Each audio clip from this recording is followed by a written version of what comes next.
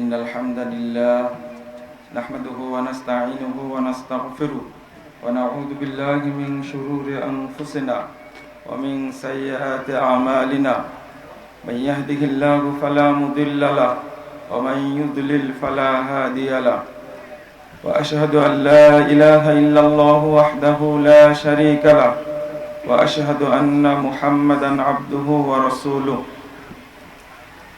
أما بعد فإن خير الحديث كتاب الله وخير الهدي هدي محمد صلى الله عليه وسلم وشر الأمور محدثاتها وكل محدثة بدعة وكل بدعة ضلالة وكل ضلالة في النار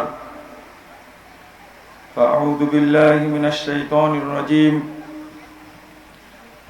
وأن هذا صراطي مستقيما فاتبعوه ولا تتبعوا السبل فتفرق بسبيله ذلك وصاكم به لعلكم تتقون وقال صلى الله عليه وسلم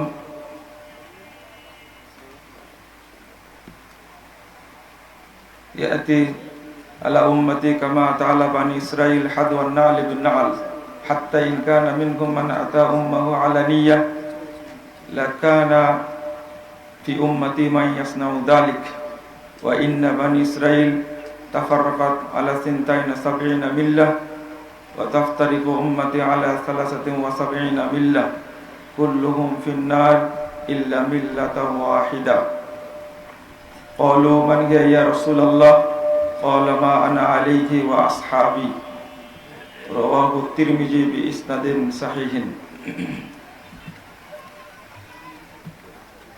সম্মানিত মুসল্লিবৃন্দ,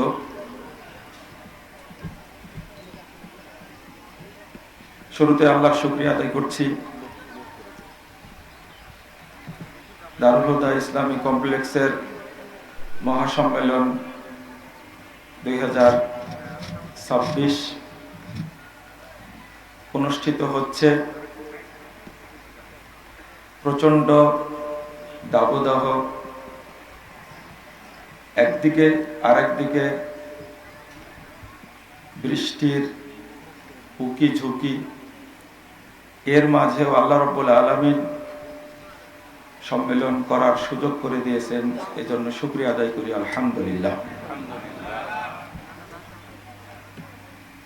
আমরা জানি প্রচন্ড তাপ, আবার একদিকে মাঝে মাঝে বৃষ্টি,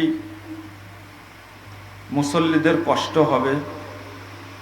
এরপরেও আমরা এই সময়ে সম্মেলনের আয়োজন করেছি, কারণ আপনাদের বহু মানুষের আবেগ, চাহিদা, দাবি ছিল সম্মেলন করার দরকার। একদিকে নির্বাচন, আর একদিকে রমাদান, এই দুইটার চিপাই পড়ে সম্মেলনটা একটু দেরি হয়ে গেল। আপনাদের কষ্টের জন্য আমরা ক্ষমা চেয়ে নিচ্ছি, আন্তরিকভাবে আমাদের ক্ষমা করবেন। পাশাপাশি এই যে বর্তমান বিশ্বের যুদ্ধের কারণে তেল সংকট, মানে সবকিছুরই সংকট। আপনারা জানেন যে দূর দূরান্ত থেকে অনেক বাস আসতো, শুধু তেল সংকটের কারণে অনেক বাস আসতে পারেনি। এবার অনেক দিনী ভাইয়েরাও সম্মেলনে অংশগ্রহণ করতে পারেননি, তাদের ইচ্ছা থাকা সত্ত্বেও। এই প্রচন্ড গরম আবহাওয়াটা বিপরীত থাকার পরেও আলহামদুলিল্লাহ আমাদের উলামায়ে কেরাম, মাশায়েখ, তারা আমাদের মাঝে এসেছেন। আমি তাদের সকলকে স্বাগত জানাচ্ছি এবং আজকের খুতবায় যে বিষয়টা নিয়ে আপনাদের সামনে আলোচনা করব সেটা হলো মুসলিম উম্মার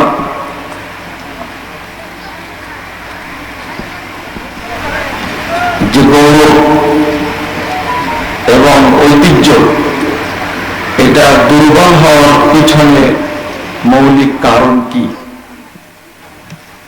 এবং ইতিহাসের ধারাবাহিকতায় আমরা কোন জায়গায় গিয়ে পৌঁছেছি সেটা তুলে ধরার চেষ্টা করবো ইনশাআল্লাহ। আল্লাহ রাব্বুল আলামিন বলে দিয়েছেন, সতর্ক করে দিয়েছেন যে বহু মানুষ পৃথিবীতে থাকবে, তার মধ্যে একটি কাফেলা বা একটা শ্রেণী কেবল কোরআন এবং সুন্নাহ মোতাবেক পরিচালিত হবে। ওয়ামিম্মান খালাকনা উম্মাহ ইয়াহদুনা বিল হক ওয়া বিহি ইয়াদিলুন। আল্লাহ রাব্বুল আলামিন বলেন সূরা আরাফ 181 নম্বর আয়াত, আমি যত মানুষকে সৃষ্টি করেছি, যত কাফেলা সৃষ্টি করেছি, তার মধ্যে একটি মাত্র কাফেলা আছে ইয়াহদুনা বিল হক, যারা কেবল হক পথে পরিচালিত হয়, অবিহি ইয়াদিলুন, এবং আল্লাহর পক্ষ থেকে প্রেরিত সেই হককে প্রতিষ্ঠার চেষ্টা করে। আর এই হকটা কোন হক? এইটা আল্লাহ রাব্বুল আলামিন বলে দিয়েছেন, এটা মানুষের তৈরি কোনো বিধান বা মানুষের তৈরি কোনো ইজম বা থিওরি, দর্শন, মতবাদ না। এটা আল্লাহর পক্ষ থেকে যে হকটা এসেছে তার উপরে যারা আমল করে তারাই জান্নাতে যাবে এবং তারাই হেদায়েত প্রাপ্ত। আল্লাহ রাব্বুল আলামিন বলছেন, কুলিল হাক্কু মির রাব্বিকুম ফামান শাআ ফালিউমিন ওয়া মান শাআ ফালইয়াকফুর ইন্না আ'তাদনা লিয-যালিমিনা নারা। সূরা আল-কাহফ 29 নম্বর আয়াত। আল্লাহ বলছেন, হক আসে তোমাদের প্রভুর পক্ষ থেকে। ফামান শাআ ফালিউমিন, যার ইচ্ছা এই হকের প্রতি ঈমান আনবে, ওয়া মান শাআ ফালইয়াকফুর, যার ইচ্ছা হককে অস্বীকার করবে, কুফরি করবে। তবে যারা হককে অস্বীকার করবে, ইন্না আ'তাদনা লিয-যালিমিনা নারা, যারা এটার সীমা লঙ্ঘন করবে, হককে প্রত্যাখ্যান করবে, তাদের জন্য আমি আল্লাহ জাহান্নামকে প্রস্তুত করে রেখেছি। তো হক আল্লাহর পক্ষ থেকেই কেবল আসে। জাতিসংঘে বসে কেউ হক প্রণয়ন করতে পারে না। বাংলাদেশের সংসদে বসে 300 জন এমপি মিলে কোনো হক তারা দিতে পারে না। আন্তর্জাতিক আদালত থেকেও হক আসে না। আল্লাহ বলছেন, আল হাক্কু মির রাব্বিকুম, হক আসে তোমাদের প্রভুর পক্ষ থেকে। এই হকের উপরে চলার মানুষ কেবলমাত্র একটা শ্রেণী। আমরা রাসূলুল্লাহ সাল্লাল্লাহু আলাইহি ওয়াসাল্লামের হাদিসের দিকে দৃষ্টি দিলে দেখতে পাই, আল্লাহ রাসূল সাল্লাল্লাহু আলাইহি ওয়াসাল্লাম একদিন সাহাবীদের সামনে একটা দাঁড় টানলেন। ইবনে মাসউদ রাদিয়াল্লাহু আনহু বলছেন, 4142 নম্বর হাদিস, মুসনাদ আহমদের মধ্যে এসেছে, যে খাত্তা লানা রাসূলুল্লাহ সাল্লাল্লাহু আলাইহি ওয়াসাল্লাম খাত্তা, আল্লাহ রাসূল একটা দাঁড় টানলেন, টানার পরে বলছেন, হাদা সাবিলুল্লাহ, এইটা আল্লাহর রাস্তা। সুম্মা খাত্তা খুতুতান আন ইয়ামিনিহি ওয়া শিমালি, অতঃপর রাসূল সাল্লাল্লাহু আলাইহি ওয়াসাল্লাম ওই দাগটার, ওই রেখাটার, সোজা দাগটার ডানে এবং বামে অনেক রেখা টানলেন। এরপরে বলছেন, ওয়া হাযিহি সুবুলুন আলা কুল্লি সাবিল শাইতান ইয়াদউ ইলাই, এই প্রত্যেকটা রাস্তায় শয়তান বসে আছে, সে তার দিকে ডাকছে। এরপরে রাসূল সাল্লাল্লাহু আলাইহি ওয়াসাল্লাম কি করলেন, ফাওয়াদা ইয়াদাল ইয়ামনা আলাল আওসাত, আল্লাহ রাসূল তার ডান হাতটা সোজা রেখাটার উপরে রাখলেন। রাখার পরে বলছেন, ওয়া আন্না হাদা সিরাতি, নিশ্চয় এই সোজা রাস্তাটি আমার রাস্তা। ওয়া আন্না হাদা সিরাতি, এই সোজা রাস্তাটি আমার রাস্তা। ফাত্তাবিউহু, তোমরা এই রাস্তারই অনুসরণ করো। ওয়ালা তাত্তাবিউস সুবুল, অন্যান্য রাস্তার অনুসরণ করো না। ফাতাফাররাকা বিকুম আন সাবিলি, যদি অন্য অন্য রাস্তায় চলতে যাও তাহলে এই সিরাতে মুস্তাকিম জান্নাতের পথ থেকে তোমরা বিচ্যুত হয়ে যাবে। যালিকা ওয়াসাকুম বিহি, এটা আল্লাহর পক্ষ থেকে ওসিয়ত, লাআল্লাকুম তাত্তাকুন, তোমরা যেন এই ভ্রান্ত পথগুলো থেকে সাবধান থাকো, সতর্ক থাকো। লাআল্লাকুম তাত্তাকুন আনিল ফিরাকিদ দাল্লাহ ওয়াল বাতিলা। সাহাবা কেরাম বলছেন, আল্লাহ রাসূল বলছেন, আল্লাহ রাব্বুল আলামিন সতর্ক করছেন যে যত বাতিল ফেরকা আছে, যত পথভ্রষ্ট ফেরকা আছে, সেইগুলো থেকে তোমরা যেন সতর্ক থাকো। আল্লাহ এই জন্য শেষে বাক্যটা বলছেন, যালিকুম ওয়াসাকুম বিহি, এটা আল্লাহর পক্ষ থেকে তোমাদের জন্য ওসিয়ত। বন্ধুরা আমার, এখানে অনেক ফলাফল বেরিয়ে আসে। তার মধ্যে একটা হাদিস এসেছে তিরমিজির মধ্যে, হাদিসের সনদ সহিহ, 2641 নম্বর হাদিস। আল্লাহ রাসূল সাল্লাল্লাহু আলাইহি ওয়াসাল্লাম বললেন, বনী ইসরাইলরা বিভক্ত হয়েছিল 72 দলে, ওয়াতাফতারিকু উম্মতি আলা 73 মিল্লাহ, আমার উম্মত বিভক্ত হবে 73 দলে, কুল্লুহুম ফিন্নার, এই 73 দলের একটি ব্যতীত বাকি সবাই জাহান্নামে।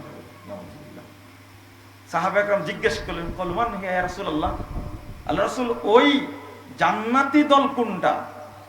রাসূলুল্লাহ সাল্লাল্লাহু আলাইহি ওয়াসাল্লাম বললেন, মা আনা আলাইহিল ইয়াউমা ওয়া আসহাবি। মুস্তাদরাক হাকিমের ইবারত হলো, মা আনা আলাইহিল ইয়াউমা, আজকের দিনে আমি এবং আমার সাহাবীরা যে নীতির উপরে আছি, এই নীতির উপরে যারা থাকবে তারাই জান্নাতি। বলুন আলহামদুলিল্লাহ। এটাকেই বলা হয় মানহাজুস সালাফ। সালাফদের মানহাজ যারা, নীতিকে যারা আঁকড়ে ধরে থাকে যুগ যুগ ধরে, তারাই জান্নাতি। এই জন্য আমাদের পরিচয়, আমরা আহলুল হাদিস, আমরা সালাফি। সালাফি মানে যারা রাসূল সাল্লাল্লাহু আলাইহি ওয়াসাল্লাম, সাহাবায়ে কেরাম, তাবেঈনে ইজম, তাদের নীতিকে আঁকড়ে ধরে থাকে, তারাই হলো সালাফি। বন্ধুরা আমার, এই সংক্ষিপ্ত আলোচনায় পরিষ্কার হয়ে গেছে। একটা প্রশ্ন থাকতে পারে আপনাদের কাছে, সেটা হলো মুসলিম উম্মাহ ভাগ হবে কেন, বিভক্ত হবে কেন? এর উত্তর হলো, আল্লাহ রাব্বুল আলামিন আমাকে আপনাকে পরীক্ষা করতে চান, আপনি কোনটা গ্রহণ করেন, হকটা গ্রহণ করেন না বাতিলটা গ্রহণ করতে চান। যদি আপনি হকটা গ্রহণ করেন, ইন্না হাদাইনাহুস সাবিলা ইম্মা শাকিরা ওয়া ইম্মা কাফুরা, আল্লাহ বলছেন আমরা পথ দেখাই দিছি, যার ইচ্ছা সে এই হক পথে চলবে অথবা সে বিপথে চলবে, কিন্তু রাস্তা আমরা দেখিয়ে দিয়েছি। এটাই হলো আল্লাহর পক্ষ থেকে পরীক্ষা। আমাদেরকে রাসূল সাল্লাল্লাহু আলাইহি ওয়াসাল্লাম, সাহাবায়ে কেরামের আদর্শকে, নীতিকে, মানহাজকে ফলো করতে হবে, তবেই আমরা হেদায়েত পাবো এবং জান্নাতে যেতে পারবো ইনশাআল্লাহ। এখন প্রথম যে ভাগটা হয়েছিল সেটা হলো, 4টা ভাগ হয়েছিল। একটা হলো খারেজি, 2 নম্বর হলো শিয়া, 3 নম্বর হলো কাদারিয়া, আর 4 নম্বর হলো মুরজিয়া। ইমাম ইবনে তাইমিয়া রাহিমাহুল্লাহ, তিনি আব্দুল্লাহ ইবনে মুবারক, বিখ্যাত তাবেঈ, তার কথাটা উল্লেখ করে এই 4টা দল মূলত প্রথম সৃষ্টি হয়েছে এবং এই 4টা দলের মধ্যে একজনকেও জান্নাতি কাউকে পাবেন না। এই 4টার আগে যে দলটি ছিল, যে কাফেলাটা ছিল, সেই কাফেলাটা হলো রাসূলুল্লাহ সাল্লাল্লাহু আলাইহি ওয়াসাল্লামের কাফেলা। তারাই হলেন সাহাবায়ে কেরাম, এরপরে তাবেঈনে ইজম, এরপরে তাবে তাবেঈন, এরপরে আহলুস সুন্নাহ ওয়াল জামাত বা সালাফি বা আহলুল হাদিস, আসহাবুল হাদিস। মজার ব্যাপার হলো, যত দল বের হয়ে গেছে, কোনো না কোনো ভাবে এই 4টা দলের শাখা। আপনি বলবেন যে বাংলাদেশে তো অনেক দল আছে। জি, বাংলাদেশে অনেক দল আছে, যারা ভ্রান্ত পথভ্রষ্ট, এই চারটার সাথে মিল আছে। হয় তারা খারেজি, নইলে তারা শিয়া, নয় তারা মুরজিয়া, না হলে কাদারিয়া। এই চারটা দলের সংক্ষিপ্ত পরিচয়। রাসূলুল্লাহ সাল্লাল্লাহু আলাইহি ওয়াসাল্লাম বলছেন, আল খাওয়ারিজ কিলাবু মিনান নার, 190 নম্বর হাদিস, ইবনু মাজার মধ্যে এসেছে। যারা খারেজি হবে, রাসূল সাল্লাল্লাহু আলাইহি ওয়াসাল্লাম বলছেন তারা জাহান্নামের কুকুর হবে। নাউযুবিল্লাহ, আস্তাগফিরুল্লাহ। 2, শিয়া।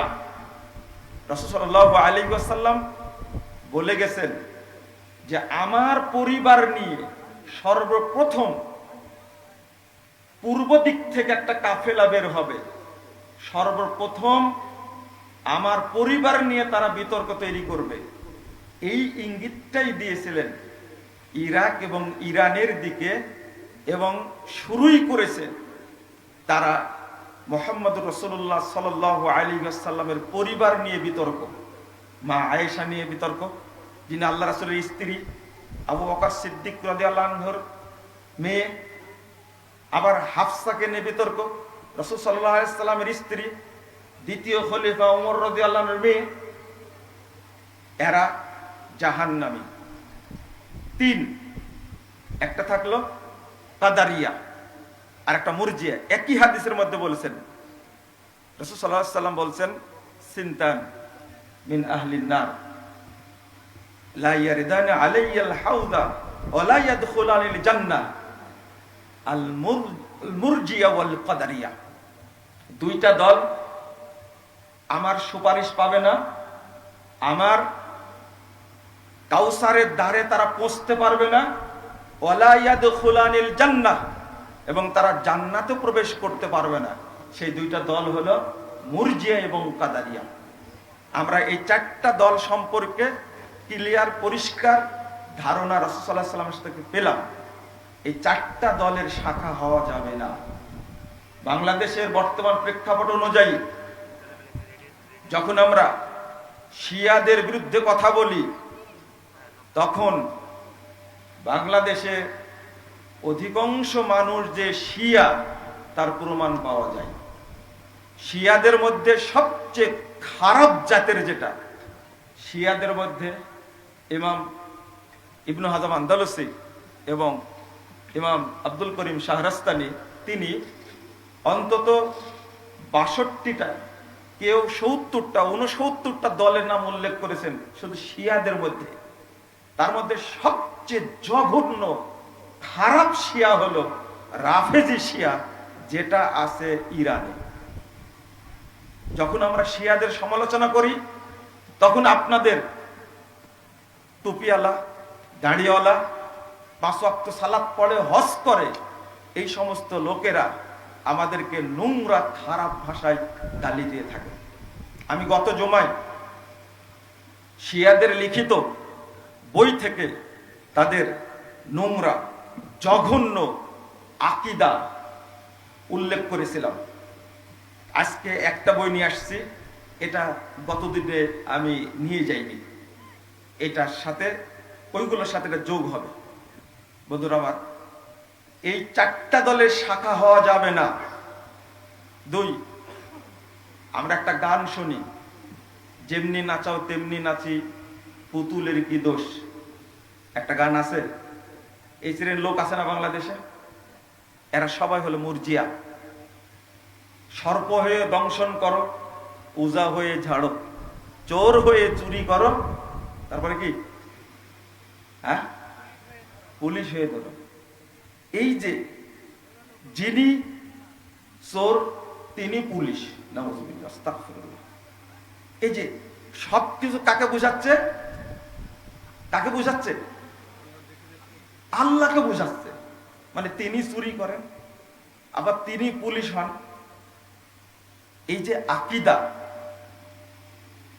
এই যে বিশ্বাস যারা করে, এরা সব হলো মুরজিয়া। কাদারিয়া কারা?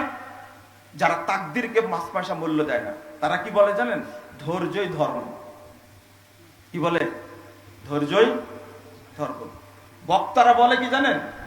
ওই দান পাওয়ার সময়, দান তোলার সময় বলে যে নগদ যা পাও হাত পেতে নাও, বাকির খাতায় শূন্য থাক। একটা কথা বলে না, এই বক্তা এত জাহেল। এইটা বলা হয়েছে যারা পরকালকে বিশ্বাস করে তাদের বিরুদ্ধে, আর বক্তা সেটা সেট করেছে জালসাতে। নগদ যা পাও হাত পেতে নাও, বাকির খাতায় শূন্য থাক। এরা তাকদীরকে বিশ্বাস করে না, পরকালকে বিশ্বাস করে না, ওরা শুধু দুনিয়াকে বিশ্বাস করে। নাউজুবিল্লাহ। তাহলে সব শ্রেণীর মানুষই আছে, তবে আমাদের দৃষ্টিতে বাংলাদেশে সবচেয়ে বেশি আছে শিয়া রাফেজি, যারা আমরা আগে বুঝতাম না।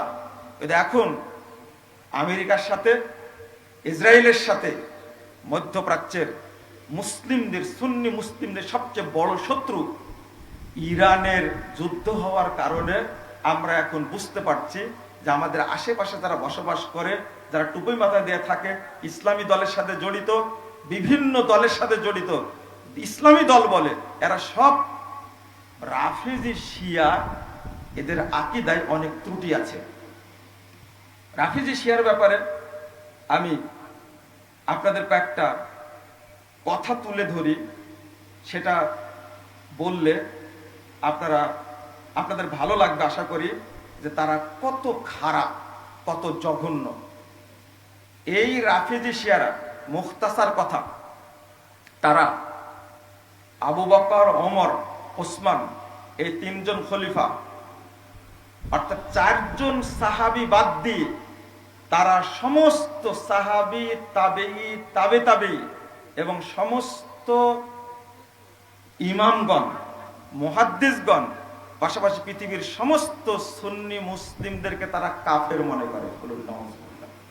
শুধু কাফের মনে করে না, এবং তাদেরকে হত্যা করা তারা বৈধ মনে করে। তাদেরকে হত্যা করা, সুন্নি মুসলিমদেরকে হত্যা করা তারা বৈধ মনে করে। এবং সেটা তাদের কিতাব থেকেই আমি একটু বলতে চাই, বললে আপনাদের জন্য সুবিধা হবে। দেখেন, শিয়াদের একটা কিতাব, আমি গত খুতবায় বইটা দেখে বলেছিলাম, আল কাফি 3 নম্বর খণ্ডের 342 পৃষ্ঠায় বলছে, কানা আইম্মাতু আহলিল বাইত, শিয়াদের যারা ইমাম আছে, ইয়ালআনুনা আ'দা আল্লাহি ফিস সালাওয়াতি ওয়া ফি আদবারিস সালাওয়াত, তারা সালাতের মধ্যে এবং সালাতের পরে সমস্ত সাহাবায়ে কেরামের উপরে লানত করে, বদদুয়া করে। নাউজুবিল্লাহ। এরপরে বলছেন, তাদের একজন ইমামের কথা বলছেন, ওয়া হুয়া ইয়ালআনু ফি দুবুরি কুল্লি মাকতুবাতিন আরবাতাম মিনার রিজাল ওয়া আরবাম মিনান নিসা। আল কাফি 3 নম্বর খণ্ডের 342 পৃষ্ঠা বলছেন যে সে, তাদের ইমাম, ইয়ালআনু ফি দুবুরি কুল্লি মাকতুবা, প্রত্যেক ফরজ সালাতের পরে লানত করে তাদেরকে, আরবাতাম মিনার রিজাল, 4 জন পুরুষের উপরে, ওয়া আরবাম মিনান নিসা, এবং 4 জন মহিলার উপরে। 4 জন পুরুষকে আবু বকর ওয়া ওমর ওয়া উসমান ওয়া মুয়াবিয়া। বলুন নাউজুবিল্লাহ, আস্তাগফিরুল্লাহ। আর 4 জন মহিলাকে আয়েশা ওয়া হাফসা ওয়া হিন্দ ওয়া উম্মুল হাকাম উখতু মুয়াবিয়া। আয়েশা রাসূল সাল্লাল্লাহু আলাইহি ওয়াসাল্লামের স্ত্রী, আবু বকরের মেয়ে, হাফসা রাসূল সাল্লাল্লাহু আলাইহি ওয়াসাল্লামের স্ত্রী, উমর রাদিয়াল্লাহু আনহুর মেয়ে, এবং হিন্দ ওয়া উম্মুল হাকাম উখতু মুয়াবিয়া, মুয়াবিয়া রাদিয়াল্লাহু আনহার বোন। এই 4 জনের উপরে তারা 5 ওয়াক্ত সালাতে এবং সালাতের পরে লানত করে থাকে। তারা নিজেরাই বইয়ের মধ্যে লেখছে, একটা খবিস, এই শয়তান নাম হলো মোহাম্মদ বাকির আল মাজলিসি। আমি খবিস কেন বললাম, আর আগের কথাটা বললাম আল কুলাইনি, এই খবিসের কথা। নাউজুবিল্লাহ, আস্তাগফিরুল্লাহ।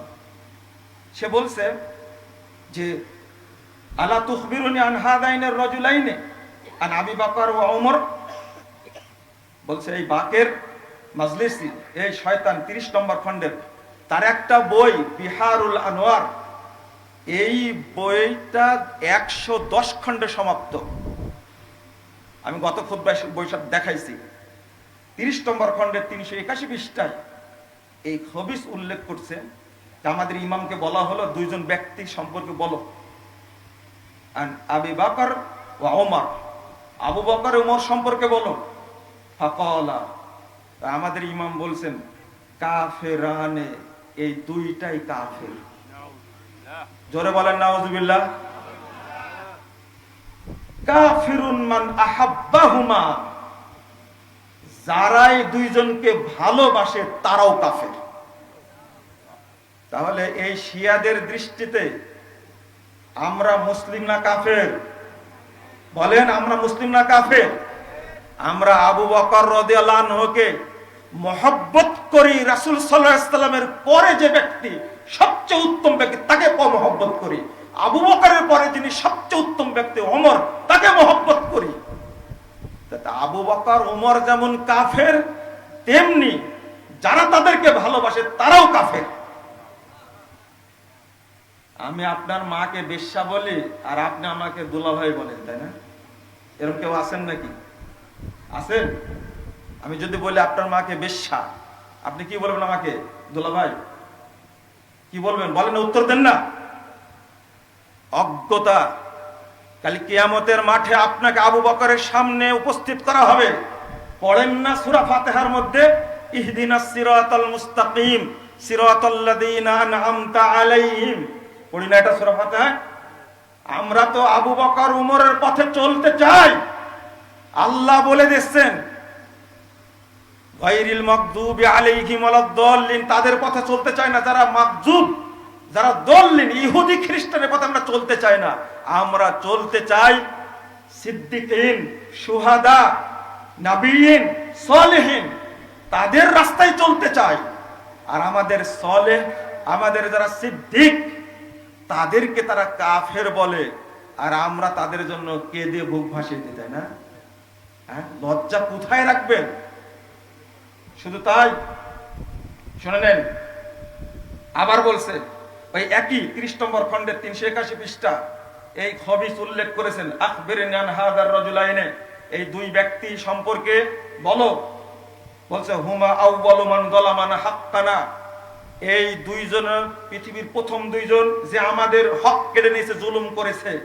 ওয়া আখাযা মিরাথানা, আর আমাদের মানে উত্তরাধিকার সূত্রে প্রাপ্ত সম্পদ কেড়ে নিয়েছে। ওয়া জালাসা মাজলিসান কুন্না আহাক্কা বিহি মিনহুমা, আমাদের জায়গা তারা দখল করেছে। অর্থাৎ আবু বকর, ওমর, উসমানকে এই অভিশপ্ত ইরানের রাফেজি শিয়ারা খলিফা মনে করে না। যারা কাফের মনে করে তারা খলিফা মনে করবে? যে ব্যক্তি আবু বকর ওমরকে খলিফা মানবে না, সন্দেহ করবে, সে মুমিন না কাফের? সে সরাসরি বলছে। আচ্ছা, আবু বকর রাদিয়াল্লাহু আনহুকে খেলাফত দখল করেছেন নিজে, ওমর দখল করেছেন, ওসমান দখল করেছেন, মিথ্যা অপবাদ দিয়েছে। এরপরে বলছে লা গফারাল্লাহু লাহুমা, এদেরকে আল্লাহ ক্ষমা করবে না, ওয়ালা রহিমাহুমা, এদেরকে আল্লাহ রহম করবে না। নাউজুবিল্লাহ, আস্তাগফিরুল্লাহ। কাফেরান, এরা দুইজনই কাফের। কাফিরুন মান তাওয়াল্লাহুমা, যারা এই দুইজনকে খলিফা মনে করে তারাও কাফের। এবার বলেন তো, আবু বকর ওমর রাদিয়াল্লাহু আনহুকে সব সাহাবী কাফের মানতেন না? কাফের মানতেন না? না খলিফা মানতেন? খলিফা মানতেন। তা আবু বকর উমরকে যারা কাফের বলে এবং যারা তাকে খলিফা মেনেছে তাকে যাদেরকে কাফের বলে, তাহলে সব সাহাবীকে এরা কাফের বললো না? আমরা খলিফা মানি না, আবু বকর উমরকে খলিফা মানি না, আমরা শিয়াদের দৃষ্টিতে কি হয়ে গেলাম? কাফের হয়ে গেলাম। শোনেন, এরপরে বিহারুল আনোয়ার এই খবিস, এই ইবলিসের শয়তান লিখেছে 28 নম্বর খণ্ডের 279 পৃষ্ঠায়, ইন্নান নাস কুল্লাহুম ইরতাদ্দু বাদা রাসূলিল্লাহি সাল্লাল্লাহু আলাইহি ওয়াসাল্লাম গায়রা আরবাহ, আল্লাহর নবীর পরে 4 জন ছাড়া বাকি সবাই মুরতাদ হয়ে গেছে। মুরতাদ মানে কি? কাফের হয়ে গেছে সবাই। আল্লাহর নবীর পরে তাহলে রাসূলের স্ত্রীরা সব কাফের হয়ে গেছে, সাহাবায়ে কেরাম সব কাফের হয়ে গেছে, তাবেঈরা কাফের হয়ে গেছে। চারজন কাফের হয়নি। চারজন কে কে? কে বলতে পারেন? আলী, ফাতেমা, হাসান, হুসাইন, এই চারজন কাফের হয়নি। বাকি সব কি হয়ে গেছে? কাফের হয়ে গেছে। নাউজুবিল্লাহ। আপনারা চুমা খাবেন? বন্ধুরা আমার, কতটা আপনি রেফারেন্স নেবেন? কতটা আপনি আপনার মাকে যারা জেনাকারিনী বলে, একটা প্রশ্ন করি, আমি যদি আপনার মাকে জেনা বলে বিশ্বাস জেনা করেছে, আপনি আমাকে আজকে এখান থেকে ছেড়ে দিবেন? উত্তম মাধ্যমে দিবেন, তাই না? আচ্ছা, আপনার মা কি সবার মা? হ্যাঁ, আপনার ভাই বোনের মা। কিন্তু যাকে নিয়ে এখন কথা বলছি, হাক্কুল ইয়াকিন, এই ইবলিস লিখছে 311 পৃষ্ঠা, আম্মা লাউ কাদ কামা কায়িমুনা। এই ইবলিস লিখছে, আমাদের খেলাফত যেদিন প্রতিষ্ঠিত হবে, অর্থাৎ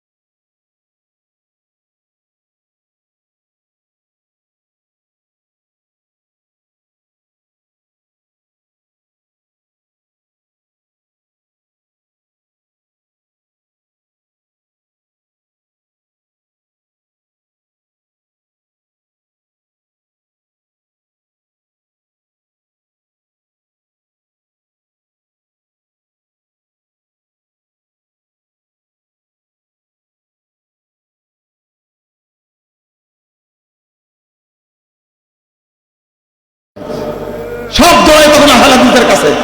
তাদের কাছে ফতোয়া হলো 3 তালাক দিয়ে দিলে বউ হারাম।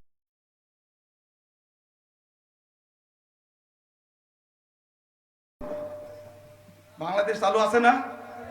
ওই আপনার ভাইরাল বক্তাগুলো এই ধর্ষণের বিরুদ্ধে কথা বলে না কেন? শুধু 10 মুজাফফরের, তাই না?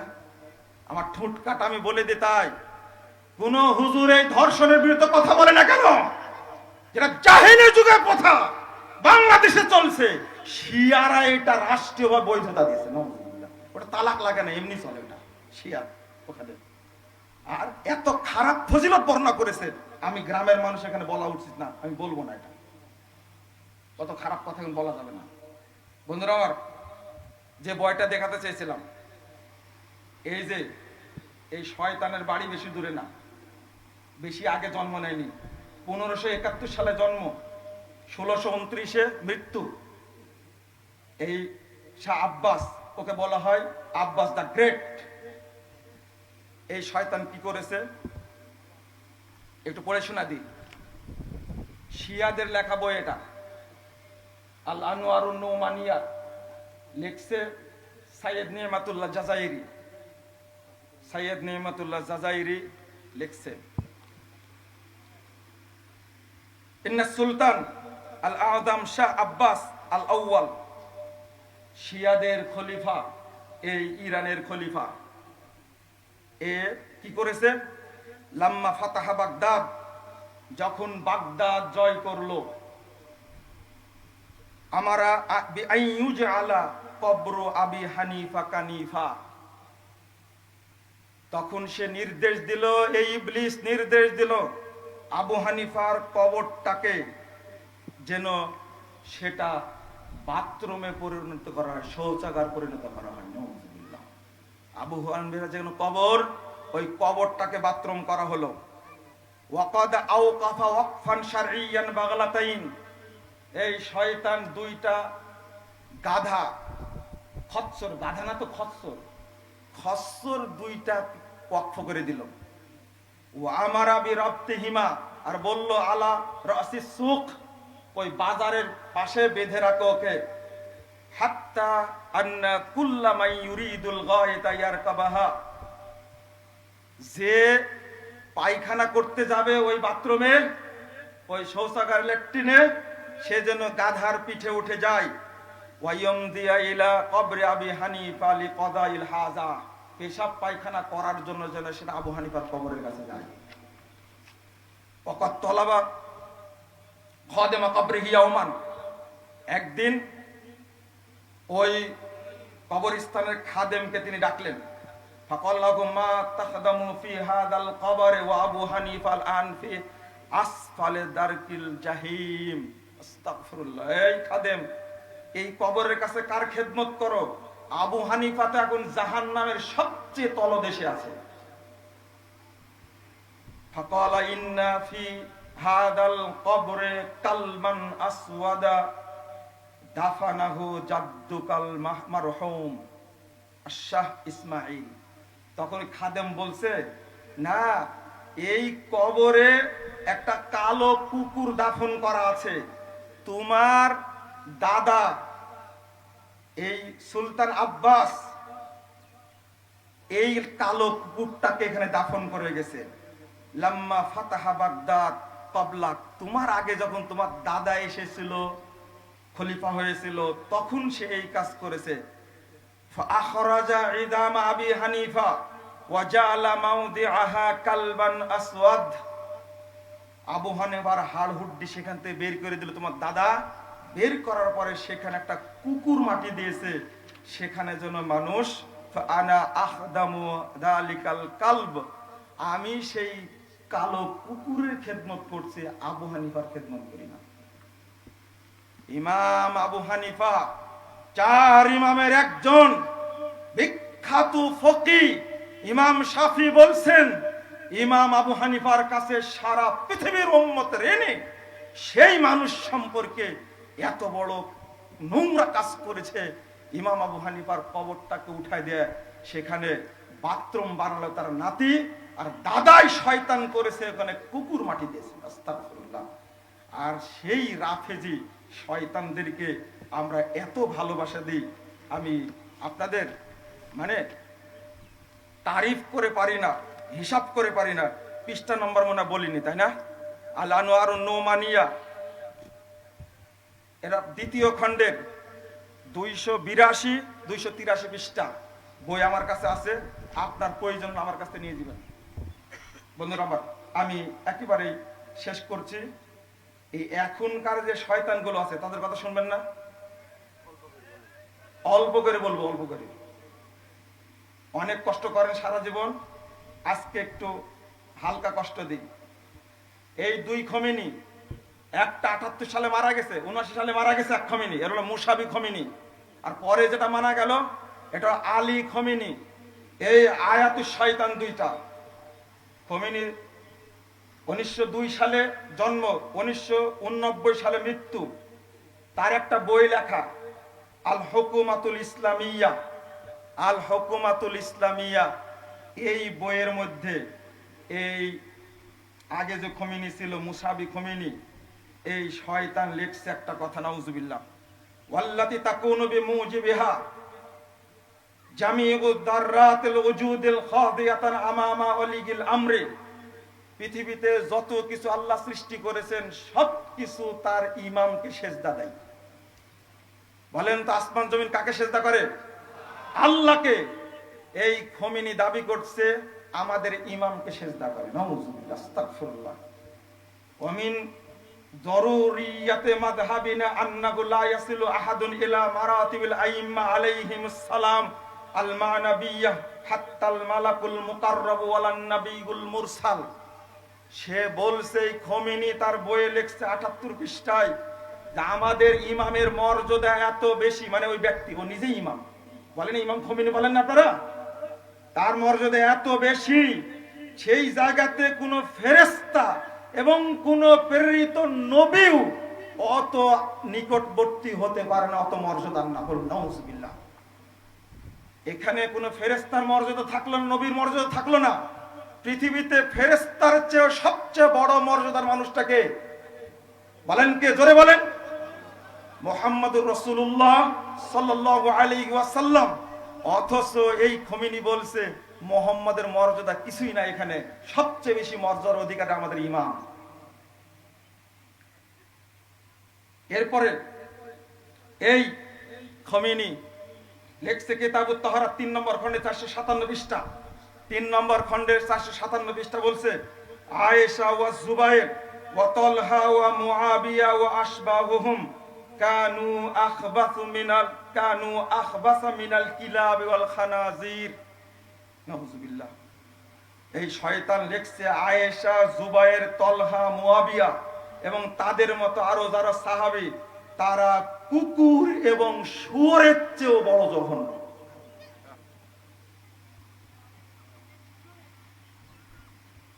এই পরের খমিনি যে মারা গেল, পরের খমিনি যে কয়েকদিন আগে মারা গেল, এই শয়তানটা কি লিখছে দেখেন। তার লেখা বই একটা, আল খাওয়াস ওয়াল লাহাজাত। সে লিখছে, লানা সেরালাহু সেওয়া ফাতিমা ওয়া বাদিস সাহাবা ওয়া কদ তাকালাবা আলাইহিল জামিউ ফাসবাহা বাইনা ফারিকাইন আল আউয়ালু মুতাজাহিলুন লিহাক্কিহি ওয়াস সানি মুনাফিকুন হাসিদ। 52 পৃষ্ঠা, আল খাওয়াস ওয়াল লাহাজাত, এই খমিনির লেখা। সে বলছে আল্লাহর নবী যখন মারা যায় তখন ফাতেমার কয়েকজন সাহাবী ছাড়া কেউ আলীকে সহযোগিতা করেনি। আল্লাহর নবী যখন মারা যান তখন ফাতেমা আর কয়েকজন সাহাবী ছাড়া আল্লাহর নবীকে কেউ সহযোগিতা করেনি। কথাটা ঠিক না মিথ্যা? এরপরে বলতো কত্তাকালাবা আলাইহিল জামি, অন্য সব সাহাবী আলীর উপরে কুত্তার মতো ঝাঁপিয়ে পড়ে। সাহাবীরা কি কুত্তার মতো ঝাঁপিয়ে পড়েছিল আলীর উপরে? লা হাওলা ওয়ালা কুওয়াতা ইল্লা বিল্লাহ। আলীকে চতুর্থ খলিফা কারা মেনে নিয়েছিল? সাহাবীরা না? ভাষাটা কি উল্লেখ করে? তাকালাবা আলাইহিল জামি ফাসবাহা ফারিকাইন। আলী তখন দুই পক্ষের মাঝখানে চলে গেল। আল আউয়ালু মুতাজাহিল লিহাক্কিহি ওয়াস সানি মুনাফিকুন হাসিদ। এক পক্ষ আলীকে মর্যাদা দিল না, আরেক পক্ষ ছিল হিংসুক মুনাফিক। সাহাবীদেরকে মুনাফিক বলে গালি দেওয়ার অধিকার কে রাখে? এরপরে একই পৃষ্ঠার মধ্যে আমি শুধু আরবিটা পড়ছি আর সঙ্গে বাংলা করছি। নাম ওয়ালাকাদ আদ্দা ওয়াজিবাহু তিজাহান নবী সাল্লাল্লাহু আলাইহি সাল্লাম মিনাত তাহজির মিনাত তাজহিজ ওয়াত তাগসিল ওয়াত তাদফিন লাকিন্নাল আখারুনা লিল আসাফিশ শাদীদিন ইস্তাগাল্লু ইনশিগালাহ ফাকালু লিস্তিলাই আলাল খিলাফা ওয়া সারিকাতিহা ওয়া মানাউ হাক্কাহু মিনহা ওয়া কাদ কানা যালিকাল আমালি আল জাবানি আথারুন সালবিয়াতুন। এর সংক্ষেপ হলো এই খোমেনি যে মারা গেল বলছে যে তারা গোসল কাজে সহযোগিতা করে, দাফন কাজে সহযোগিতা করেছিল, কিন্তু তারা খেলাফত চুরি করার জন্য ষড়যন্ত্রে লিপ্ত হয়েছিল। তাহলে আলী রাদিয়াল্লাহু আনহুকে কেবল তারা খলিফা মানে এই খোমেনি আবু বকর ওমর উসমানকে গালি দিয়েছে, মুনাফিক বলেছে, কাফের বলেছে। আমরা তো এটা সহ্য করতে পারি না। আমরা আবু বকর ওমর উসমান আলীর সঙ্গে জান্নাতে থাকতে চাই ইনশাআল্লাহ। এই মারদুদ এরা সাহাবীদেরকে গালি দিতে পারলো কিভাবে? বন্ধুরা আমার শুনে রাখুন, তাবিগণ বলে গেছেন, ইমাম শাফি রাহিমাহুল্লাহ বলছেন 21 হিজরিতে জন্ম, 103 হিজরিতে মৃত্যু। ইমাম শাফি রাহিমাহুল্লাহ বলছেন এরাই হলো ইহুদি। দারুণ তত্ত্ব হলো ওয়াহাদ্দিরুকুম আল্লাহু আল মুদিল্লা ওয়া শাররাহাল রাফিদা ওয়া যালিকা আন্না মিনহুম ইয়াহুদা ইয়াগমিসুন আল ইসলাম লিয়াতাজাদাদু বিদালালাতিহিম। এদেরকে ইমাম শাফি বলছেন রাফেজিরাই হলো ইহুদি। চাচাতো ভাই আর ফুফাতো ভাই, খালাতো ভাই, মামাতো ভাই দুইজনা মারামারি লাগবে, আপনি কি করবেন? আপনি কি করবেন তখন? এরা তো ইহুদিদেরই জাত।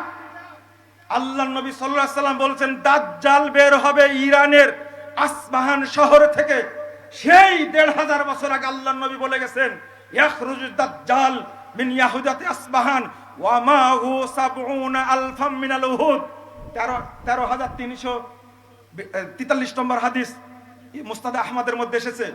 দাজ্জাল বের হবে আসবাহান শহরের ইহুদি এলাকা থেকে। এই আসবাহান শহর হলো ইরানের তেহরান থেকে 341 কিলোমিটার দূরে। দাজ্জালকে প্রতিপালন করছে এখন এই শিয়ারাই। দাজ্জাল যখন বের হবে তাদের সাথে 70,000 ইহুদি থাকবে। কোথা থেকে আসবে? কোথায় থেকে আসবে? এরাই হলো ইহুদি। ইমাম ইবনে তাইমিয়া রাহিমাহুল্লাহ বলছেন আন-নিফাকু কাসীরুন যাহিরুন ফির রাফিদা ইখওয়ানিল ইয়াহুদ। রাফেজি শিয়ারা হলো ইহুদিদের ভাই। মিনহাজুস সুন্নাহ 7 নম্বর খণ্ড 350 পৃষ্ঠা। এতগুলো ক্যামেরায় রেকর্ড হচ্ছে, বিশ্বব্যাপী চলে যাচ্ছে। সালাফি উলামায়ে কেরামকে, আহলে হাদিস উলামায়ে কেরামকে বলতে চাই, সৌদি আরবের ভাইরা যত সোচ্চার, পাকিস্তানের আহলে হাদিসরা যত সোচ্চার, ইন্ডিয়ার আহলে হাদিসরা যত সোচ্চার, বাংলাদেশের আহলে হাদিস উলামায়ে কেরাম শিয়াদের ব্যাপারে যত সোচ্চার নয়। গত পরশুদিন একটা সম্মেলন হয়েছে, বাংলাদেশের এক ইসলামী দলের সদস্য আহলে হাদিসদেরকে, সালাফিদেরকে কটাক্ষ করে কথা বলেছে। সালাফিরা বিভ্রান্তি সৃষ্টি করছে। তোমরা চিরজীবন দালালি করেছো, আহলে হাদিসরা কোনো শক্তির সাথে কখনো দালালি করে না। মানুষ ভালো করেই জানে 1971 সালে সেই আয়ব খান মিস্টার জিন্নাহ বাংলাদেশে লক্ষ লক্ষ মানুষকে হত্যা করলো। কেন হত্যা করলো? আয়ব খান হলো শিয়া, জিন্নাহ হলো শিয়া, ফাতেমা জিন্নাহ হলো শিয়া। এই শিয়া শাসনের কারণে তারা চেয়েছে বাংলাদেশের সব সুন্নি মুসলমানদের হত্যা করা হোক, তাদের দুঃখ লাগেনি। এটাই হলো বাস্তবতা। বন্ধুরা আমার, যদি আজকের কথা বলেন, আপনি একটা কথা বললেই তেলে বেগুনে জ্বলে উঠছেন, না বলে কথা, না বুঝে কথা বলছেন কেন? আমি কি আমেরিকার পক্ষ নিয়ে কখনো কথা বলেছি? সব সময় কথা বলতে গিয়েই বলি ট্রাম্প হলো বিশ্ব সন্ত্রাসী, আমেরিকা হলো মোড়ল, সমস্ত বিশ্বের সন্ত্রাসীদের মোড়ল। আমরা প্রথমত চাই আল্লাহ যেন আমেরিকাকে ধ্বংস করে দেন। দ্বিতীয়ত তার অবৈধ সন্তান ইসরায়েলকে যেন আল্লাহ ধ্বংস করে দেন।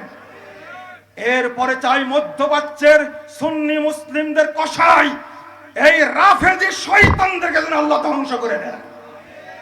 বন্ধুরা মনে রাখেন, এই যে আগামীতে হজ আসছে, রমাজান যখন শুরু হলো তখনই চাচাতো ভাই মামাতো ভাই মিলে হামলার এই খেলা শুরু করলো।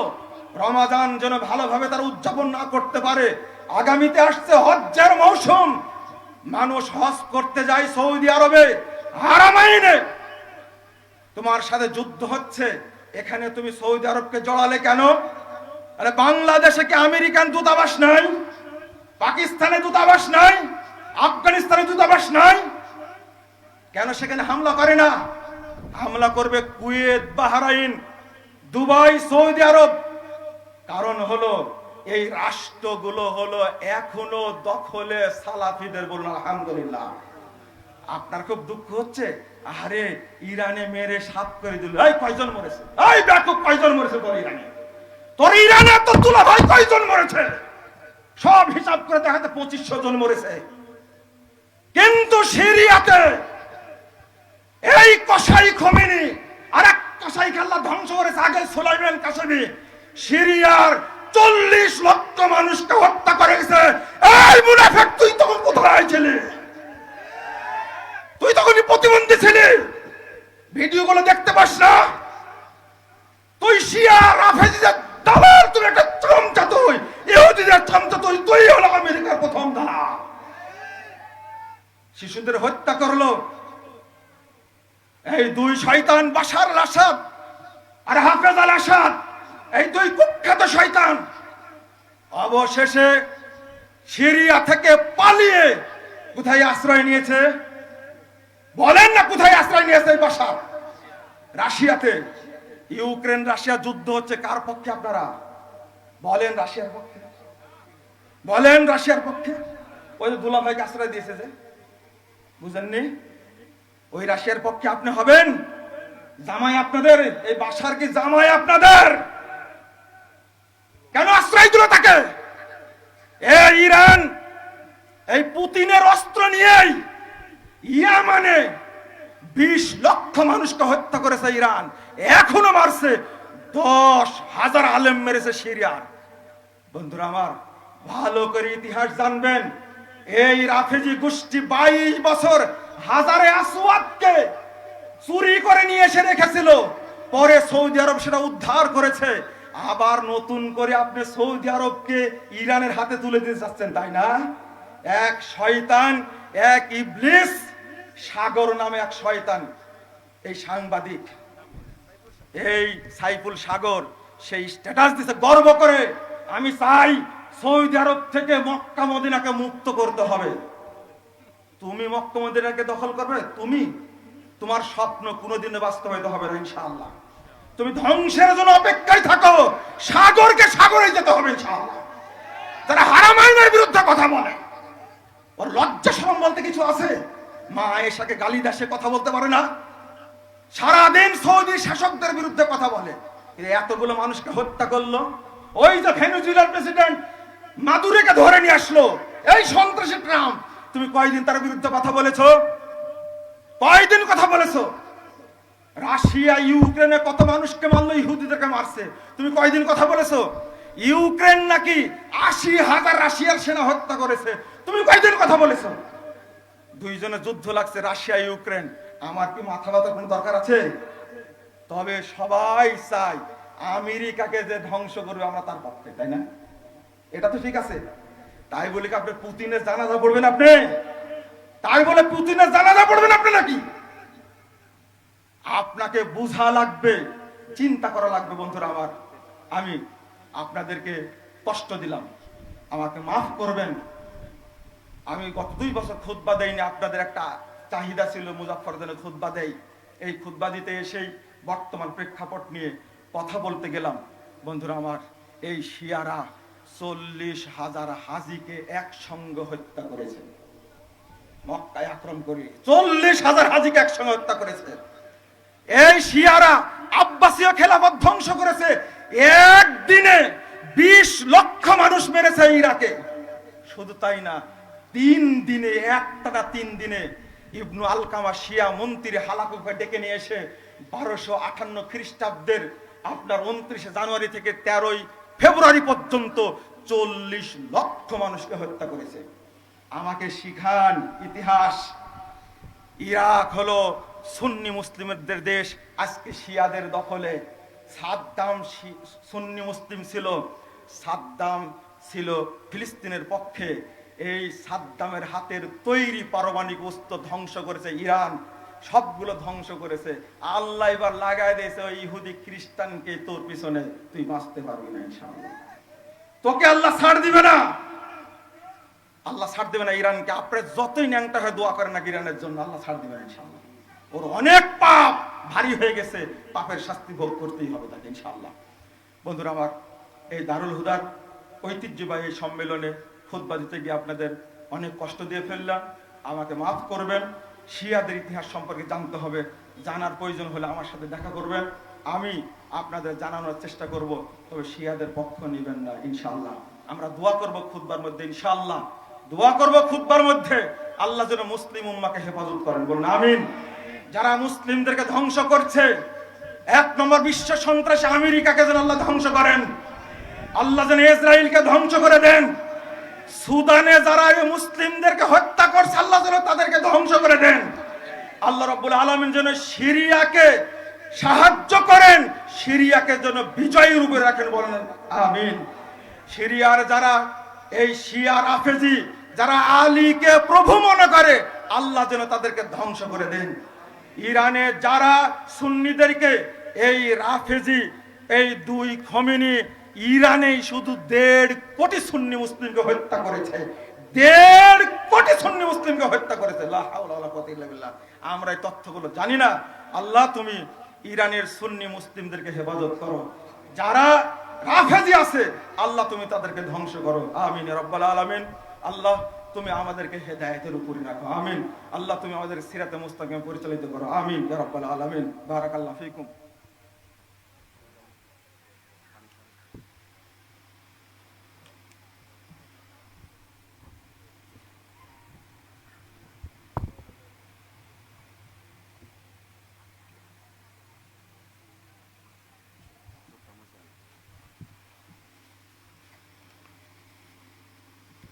আলহামদুলিল্লাহি ওয়াহদা ওয়াসসালাতু ওয়াসসালামু আলা মান লা নাবিয়্যা বা'দা। আল্লাহুম্মা সাল্লি আলা মুহাম্মাদিন ওয়া আলা আলি মুহাম্মাদ কামা সাল্লাইতা আলা ইব্রাহিম ওয়া আলা আলি ইব্রাহিম ইন্নাকা হামিদুম মাজিদ।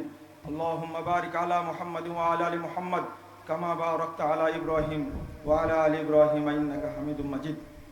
সম্মানিত মুসল্লিবৃন্দ, আপনাদের প্রতি একটা বিশেষ আবেদন।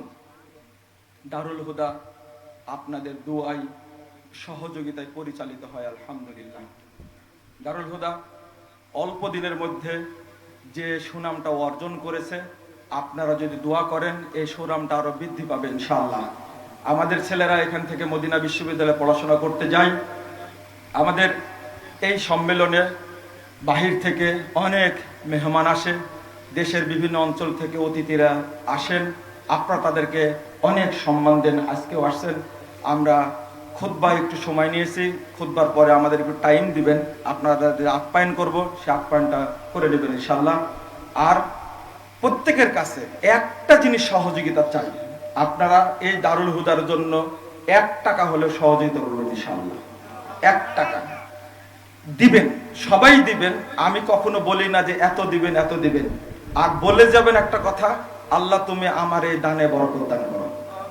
আপনারা একটু পকেটে হাত দিবেন ইনশাআল্লাহ, আমি দোয়া করব এবং আপনারা আপনাদের জন্য দোয়া করব। এটাই দুইটা, একটা দোয়া করবেন আল্লাহ যেন এখানে বরকত দান করে, আর আমি দোয়া করবো যেন আপনাদের সম্পদে তাকওয়া এবং ইখলাসের জন্য আল্লাহ বারাকা দান করেন, আমিন ইয়া রাব্বাল আলামিন। মুসলিম বিশ্বের জন্য দোয়া করবেন, বিশেষ করে ফিলিস্তিনের জন্য দোয়া করবেন। আল্লাহ রাব্বুল আলামিন যেন ফিলিস্তিনের আমাদের ভাই বোনদেরকে হেফাজত করেন, আল্লাহ যেন তাদের কান্নাকে থামিয়ে দেন। তারা ক্ষুধার্ত, খাবার নাই, বাড়ি নাই। এই অভিশপ্ত ইসরায়েল, এই ইহুদি গোষ্ঠী, অপবিত্র গোষ্ঠী সবকিছু তছনছ করে দিয়েছে। তারা থাকে খোলা আকাশের নিচে। আমরা আল্লাহর কাছে দোয়া করবো, আল্লাহ তুমি ফিলিস্তিনকে হেফাজত করো, তুমি ফিলিস্তিনকে স্বাধীন করে দাও, আমিন ইয়া রাব্বাল আলামিন।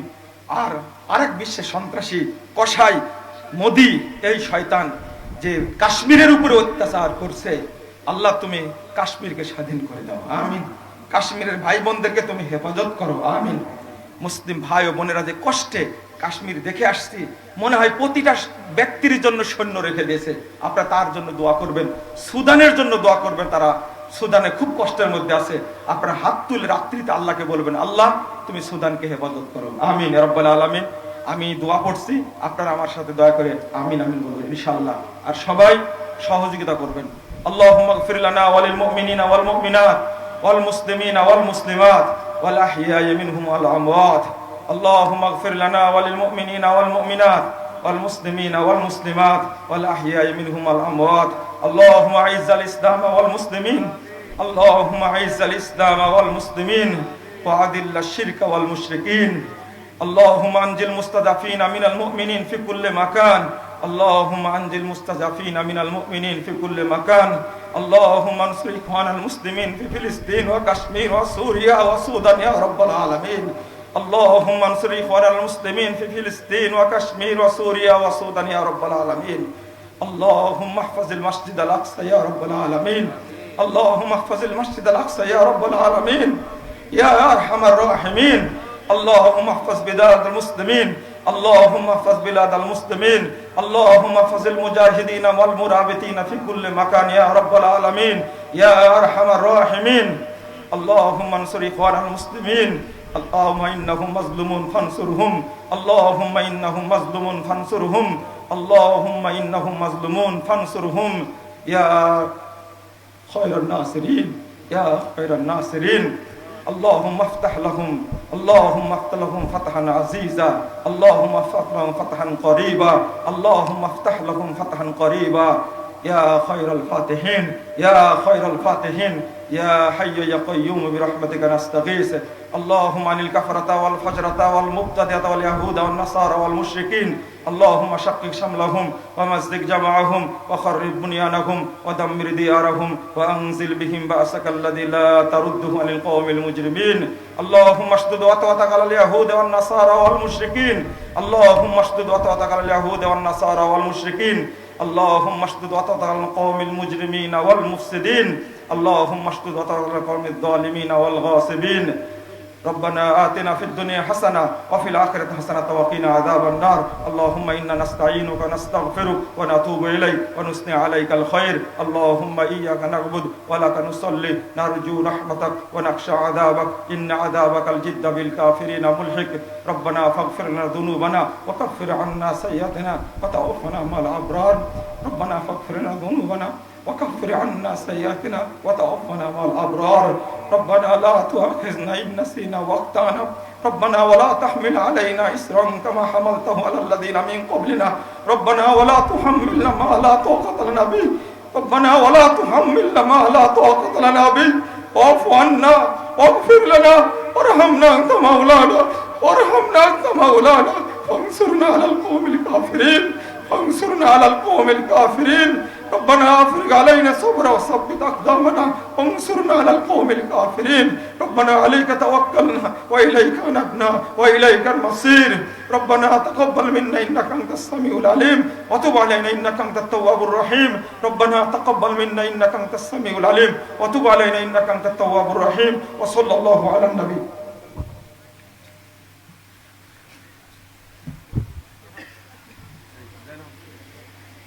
কাতার করে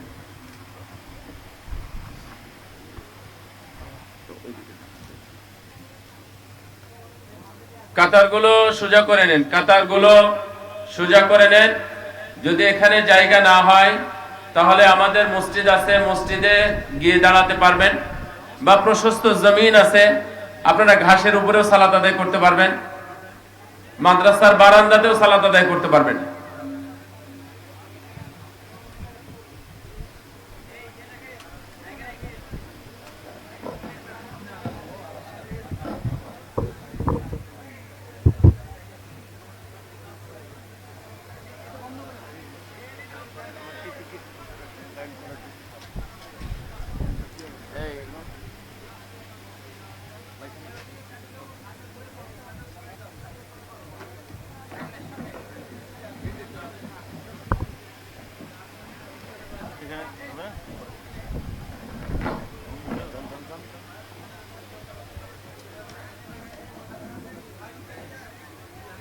الله أكبر الله أكبر أشهد أن لا إله إلا الله أشهد أن محمدا رسول الله حي على الصلاة حي على الفلاح قد قامت الصلاة قد قامت الصلاة الله أكبر الله أكبر لا إله إلا الله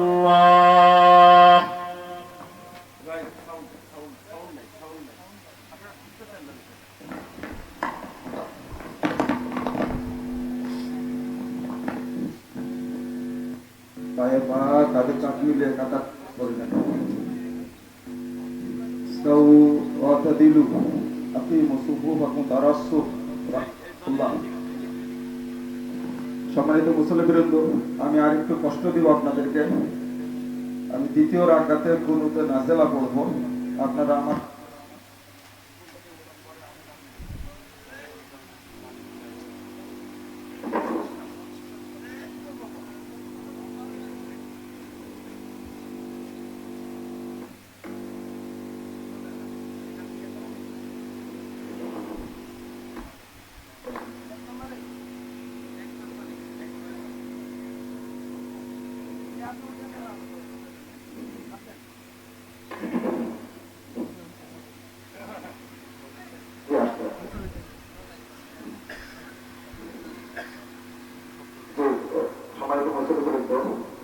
দ্বিতীয় রাকাতে রুকু থেকে উঠে আমার সাথে কোনোতে নাজেলা পড়বেন।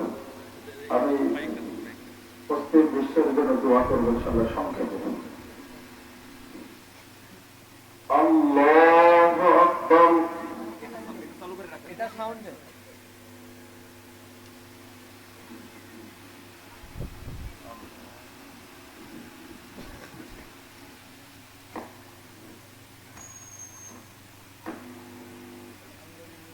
رب العالمين الرحمن الرحيم مالك يوم الدين إياك نعبد وإياك نستعين اهدنا الصراط المستقيم صراط الذين أنعمت عليهم غير المغضوب عليهم ولا الضالين.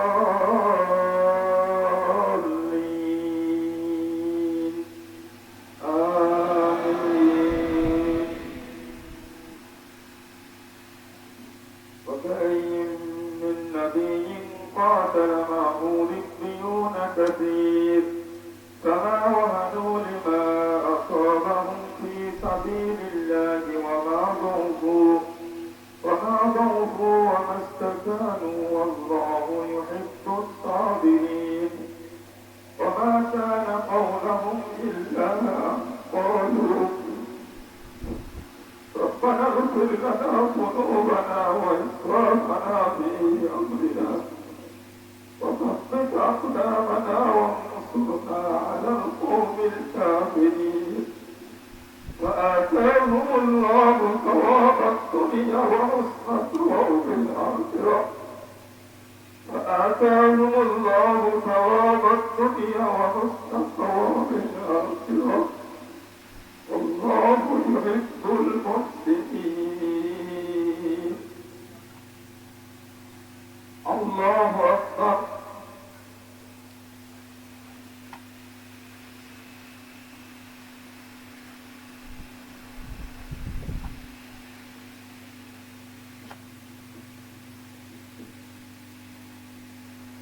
سمع الله لمن حمده.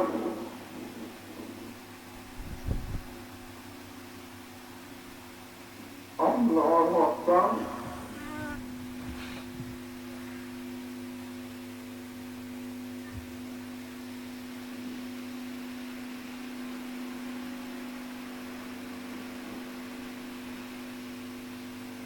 الله أكبر.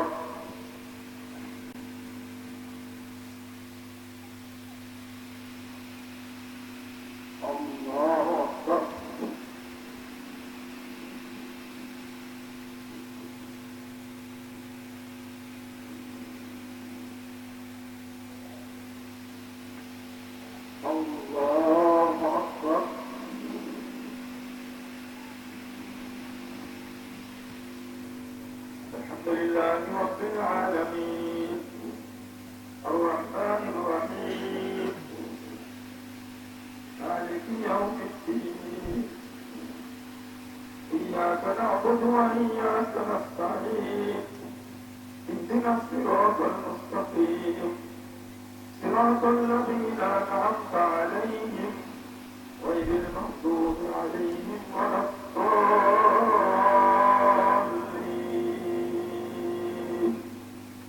آمين. قل هو الله أحد الله الصمد لم يلد ولم يولد ولم يكن له كفوا أحد. الله أكبر.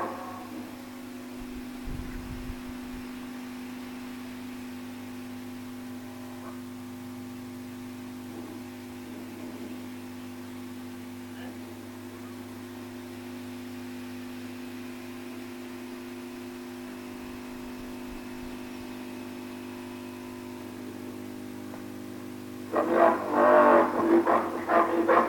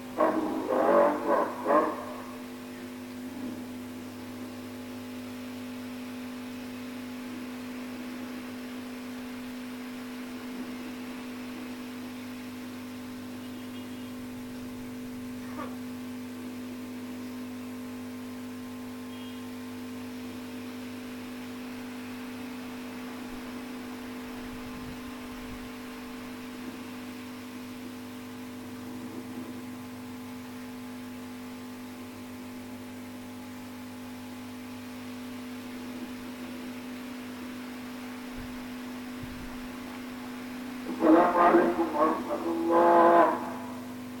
السلام عليكم ورحمة الله.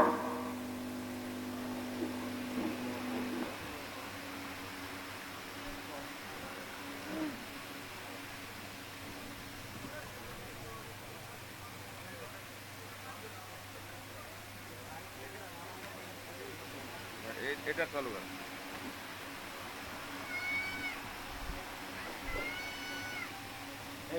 আসসালামু আলাইকুম ওয়া রাহমাতুল্লাহ। সম্মানিত মুসল্লিবৃন্দ, আপনারা আপনাদের স্ব জায়গায় বসে থাকেন যেন আমরা আমাদের খাবারটা সুন্দরভাবে সুচারুরূপে বিতরণ করতে পারি।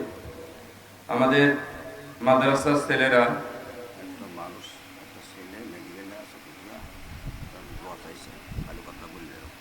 দারুল হুদার ছেলেরা আপনাদের কাছে যাবে, ব্যাগ নিয়ে যাবে। আপনারা আপনাদের পক্ষ থেকে আন্তরিকভাবে, আন্তরিকতার সাথে সাধ্যমতো তাদেরকে সহযোগিতা করবেন প্রতিষ্ঠানের জন্য, দারুল হুদার জন্য। আমাদের এখানে এতিম প্রতিপালন হয়। মা বোনেরা যারা আছেন, মা বোনদের এখানেও আমাদের ছাত্ররা যাবে ইনশাআল্লাহ। ছাত্ররা তোমরা সবাই দ্রুত ছড়িয়ে যাও, বিভিন্ন জায়গায় লাইন ধরে যাও। ছাত্র আমাদের ভিতরে আছে। ছাত্ররা যারা আছো পোশাক পরে, দারুল হুদার পোশাক পরে আছো, তারাও বেরিয়ে যেতে পারো। শেখ আমিনুল, এদেরকে চারিদিকে ছড়িয়ে দাও। সম্মানিত উপস্থিতি,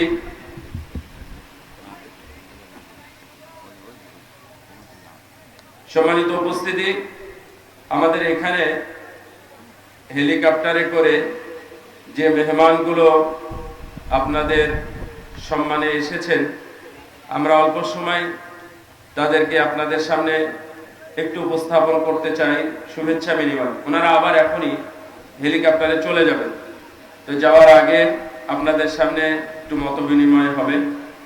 আর দারুল হুদার কথা আপনারা কেউ ভুলবেন না, যে ছেলেরা গেছে, আপনারা সবাই বলা হয়েছে খুতবার মধ্যে, আপনারা কেউ মাহরুম হবেন না এখান থেকে।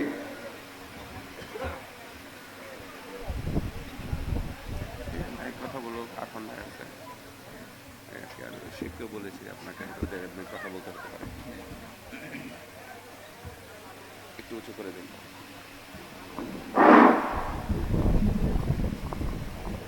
আসসালামু আলাইকুম ওয়া রাহমাতুল্লাহ।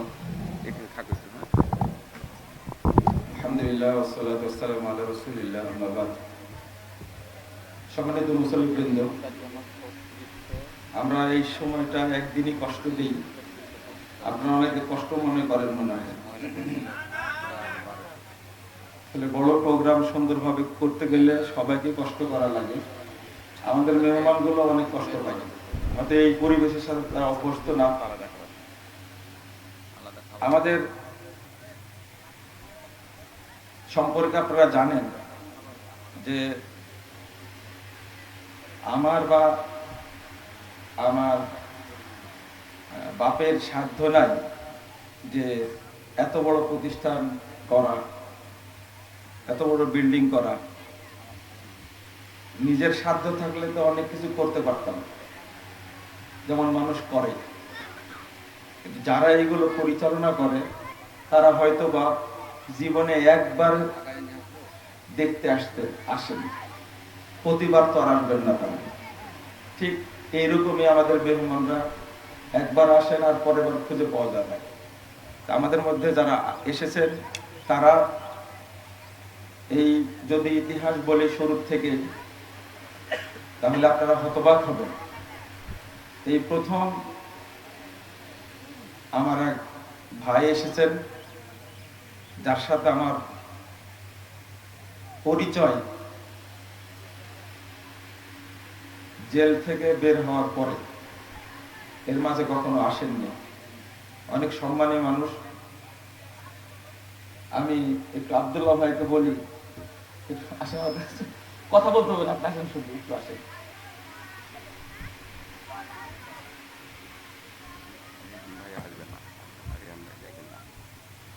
আমাদের এই আব্দুল্লাহ ভাই,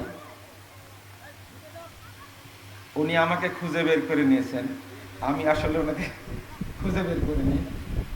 তো অনেকবার আসার চেষ্টা করেছেন কিন্তু আসতে পারেননি, আজকে আসছেন।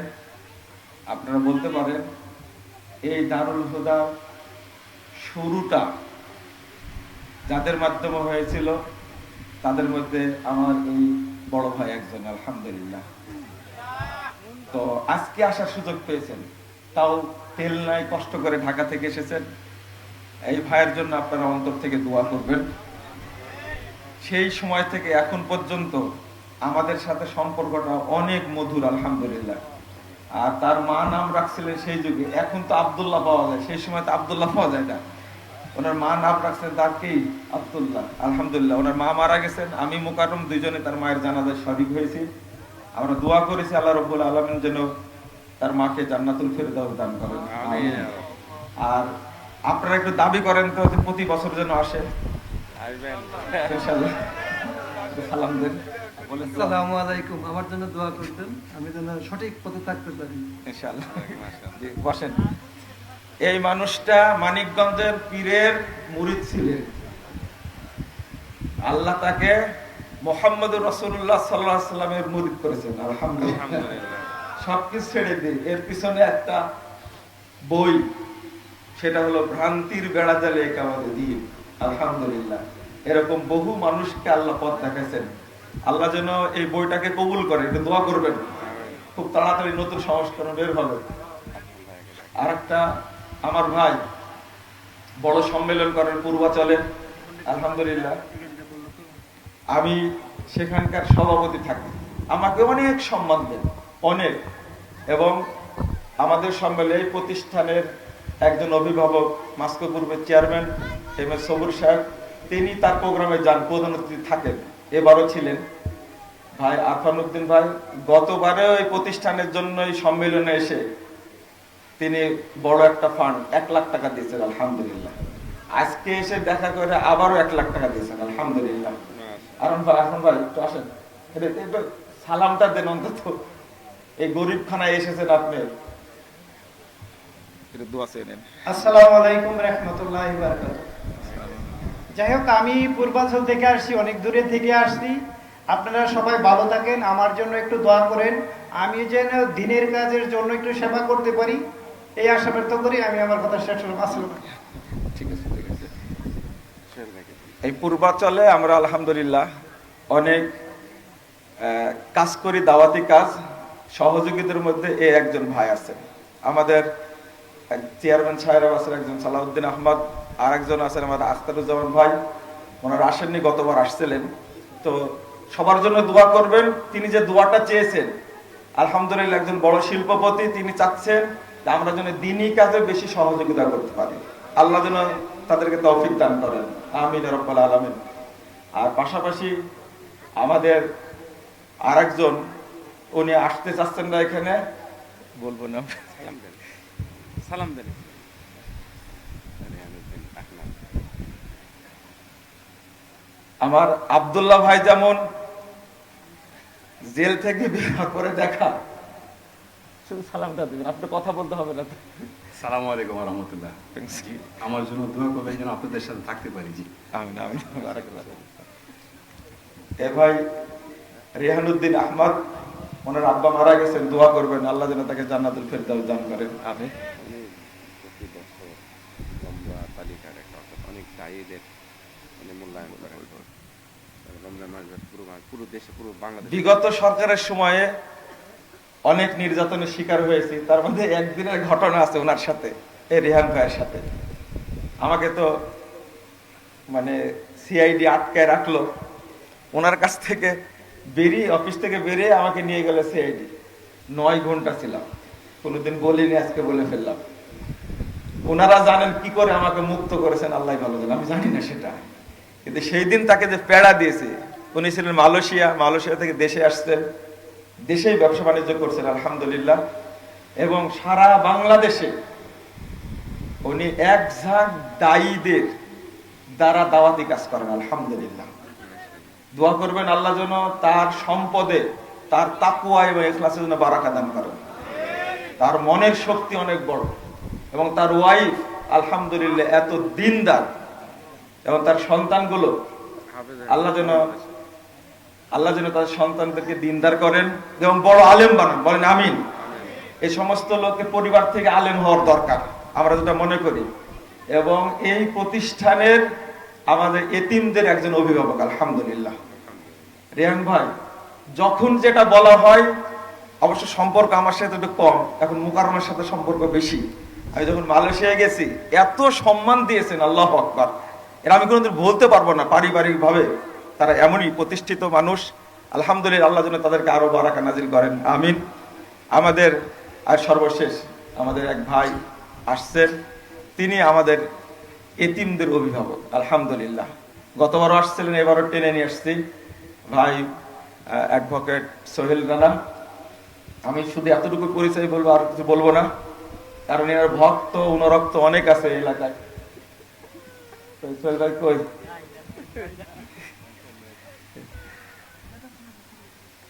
আমি আগে বলে দিই, আর সোহেল ভাইয়ের এই উনি যেমন জেল খাটা মানুষ, আবার কয় মাস ছিলেন? 4 মাস, 6 মাস। কোন ছিল? আয়না ঘরে ছিল। আল্লাহ ওনাকে মুক্ত করেছেন আলহামদুলিল্লাহ। তো উনি ছিলেন গুম, আর খুন থেকে বেঁচে গেছেন। আর আমি 5 দিন আমার কোনো খোঁজ ছিল না, আমি 4 মাস 10 দিন ছিলাম আলহামদুলিল্লাহ। তো দুই ভাইয়ের সাথে একটু মিল আছে আমাদের। তো এই ভাইয়ের জন্য আপনারা দোয়া করবেন, আল্লাহ রাব্বুল আলামিন যেন তাকে দ্বীনের কাজ করার তৌফিক দান করেন আলহামদুলিল্লাহ।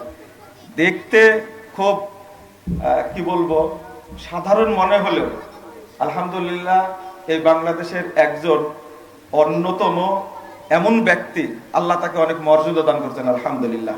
আপনারা দোয়া করবেন যে ইসলামের প্রতিটি ক্ষেত্রে যেন তিনি কাজ করতে পারেন, অন্তর থেকে এই দোয়াটা করবেন। যেহেতু গুম থেকে মানুষ ফিরে আসেনি, খুব কম আসছে, তার মধ্যে একজন দীর্ঘ কয় মাস এইভাবে হাতটা বাঁধা ছিল, 6.5 মাস এইভাবে বাঁধা ছিল হাতটা।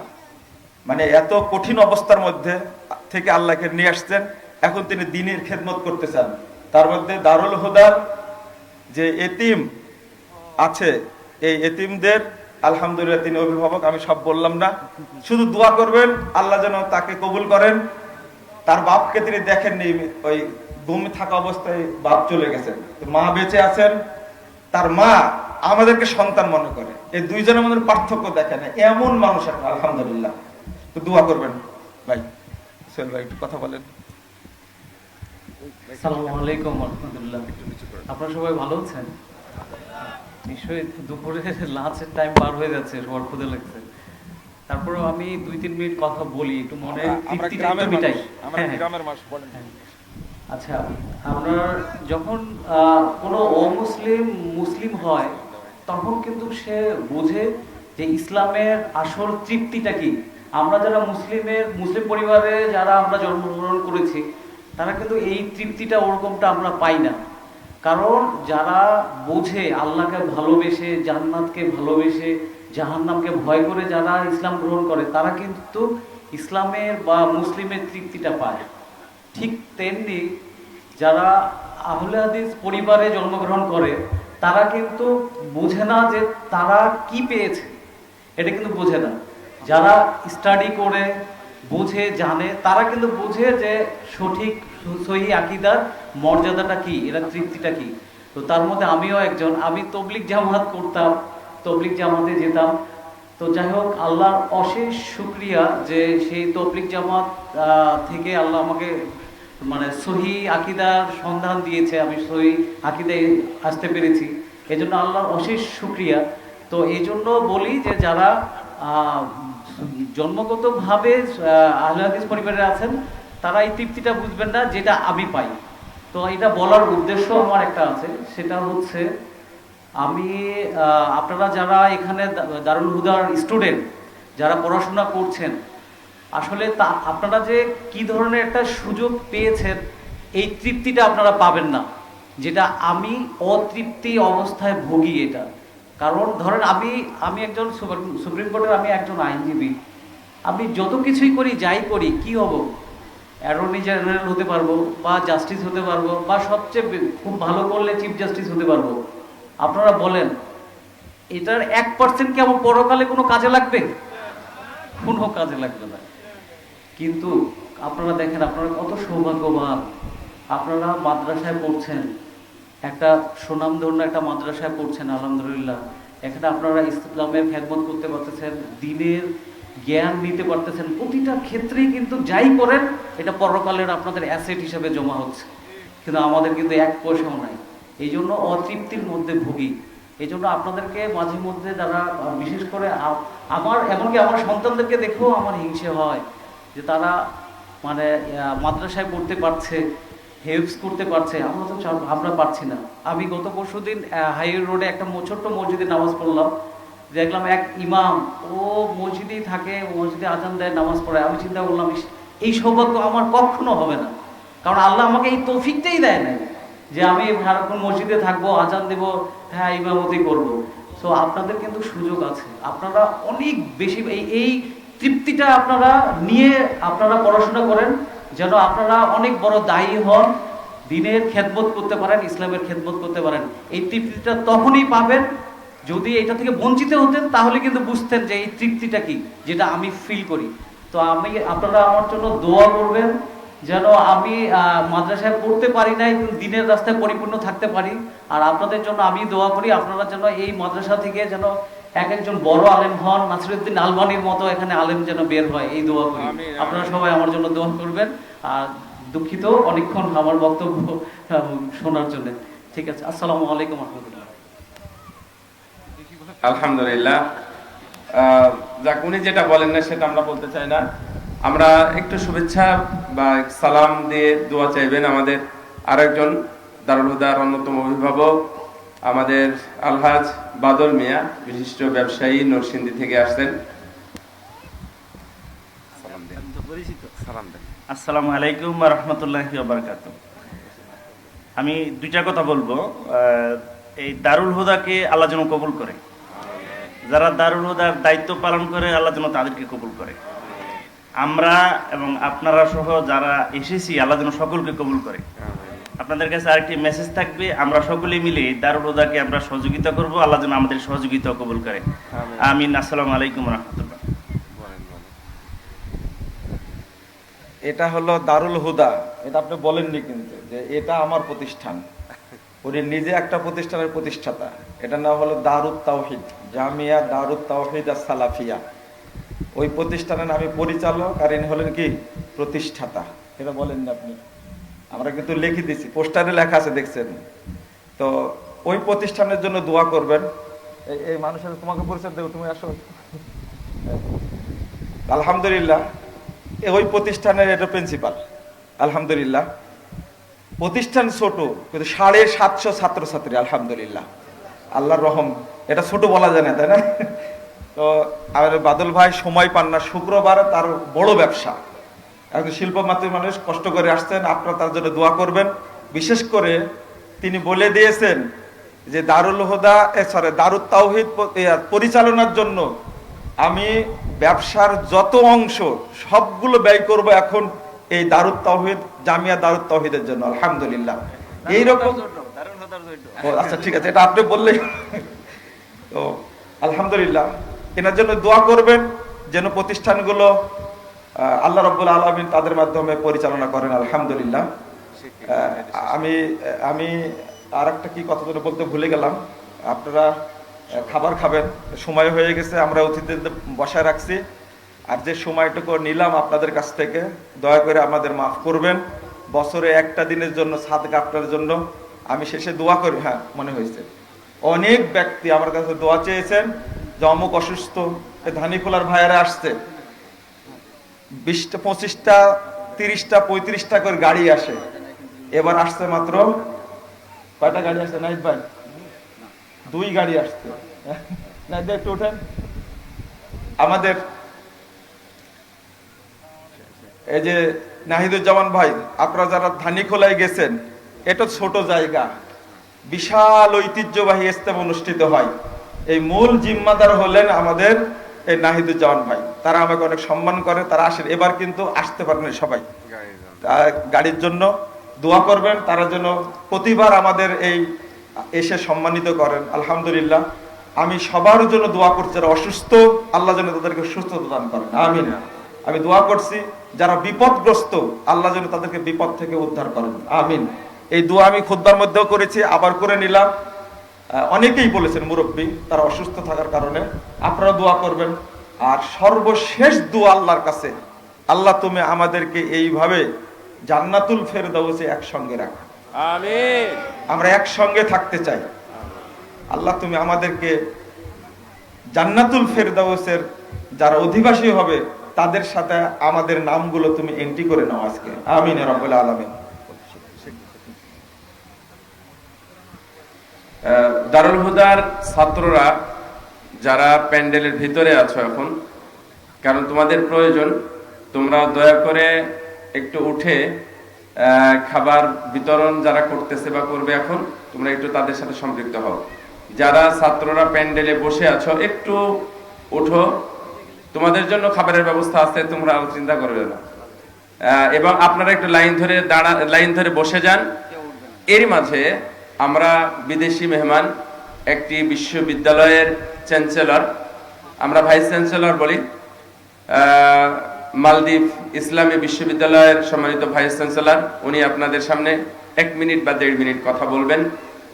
আল-আন ইয়াতি ইলাইকুম বিকালিমা يعني الكلمة والكلمتين المفيدة المهمة فضيلة الشيخ الدكتور أستاذ علي زاهر المدني حفظه الله ورعاه، فليتفضل مشكورا مأجورا. دقيقة ودقيقتين إن شاء الله، أنا معك إن شاء الله. أذهب الله يكرمك.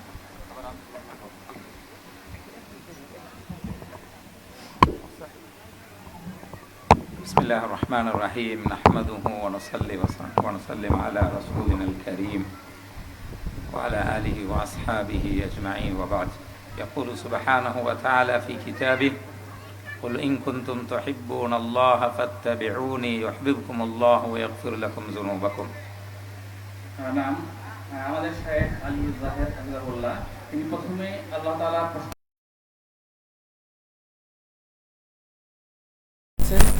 কুল ইন কুনতুম তুহিব্বুনাল্লাহ, নবী আপনি বলে দেন যদি তোমরা আল্লাহকে ভালোবাসতে চাও তাহলে তোমরা আমার অনুসরণ করো।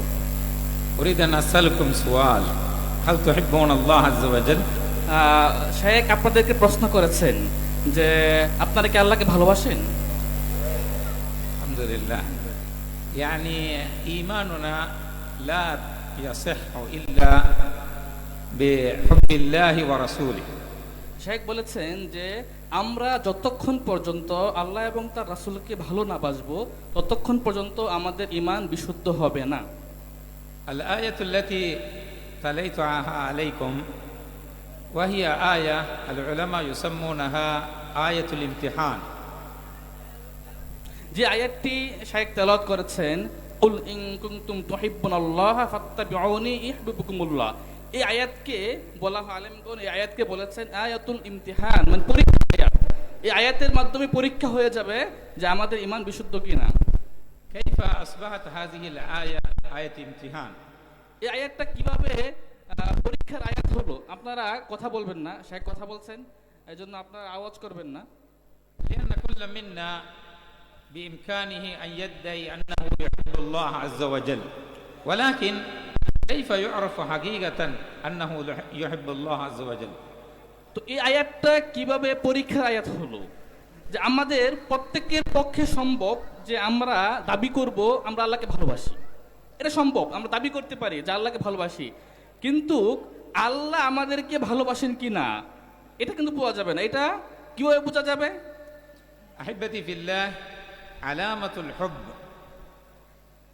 حب الله عز وجل وهو اتباع سنة نبيه صلى الله عليه وسلم.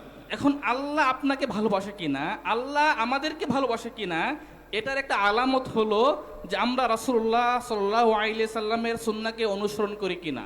النبي صلى الله عليه وسلم حث أمتنا على اتباع سنته قال عليكم بسنتي وسنة الخلفاء الراشدين المهديين রাসূল সাল্লাল্লাহু আলাইহি সাল্লাম তার উম্মতকে তার সুন্নাহ অনুসরণ করার ব্যাপারে উৎসাহ প্রদান করেছেন।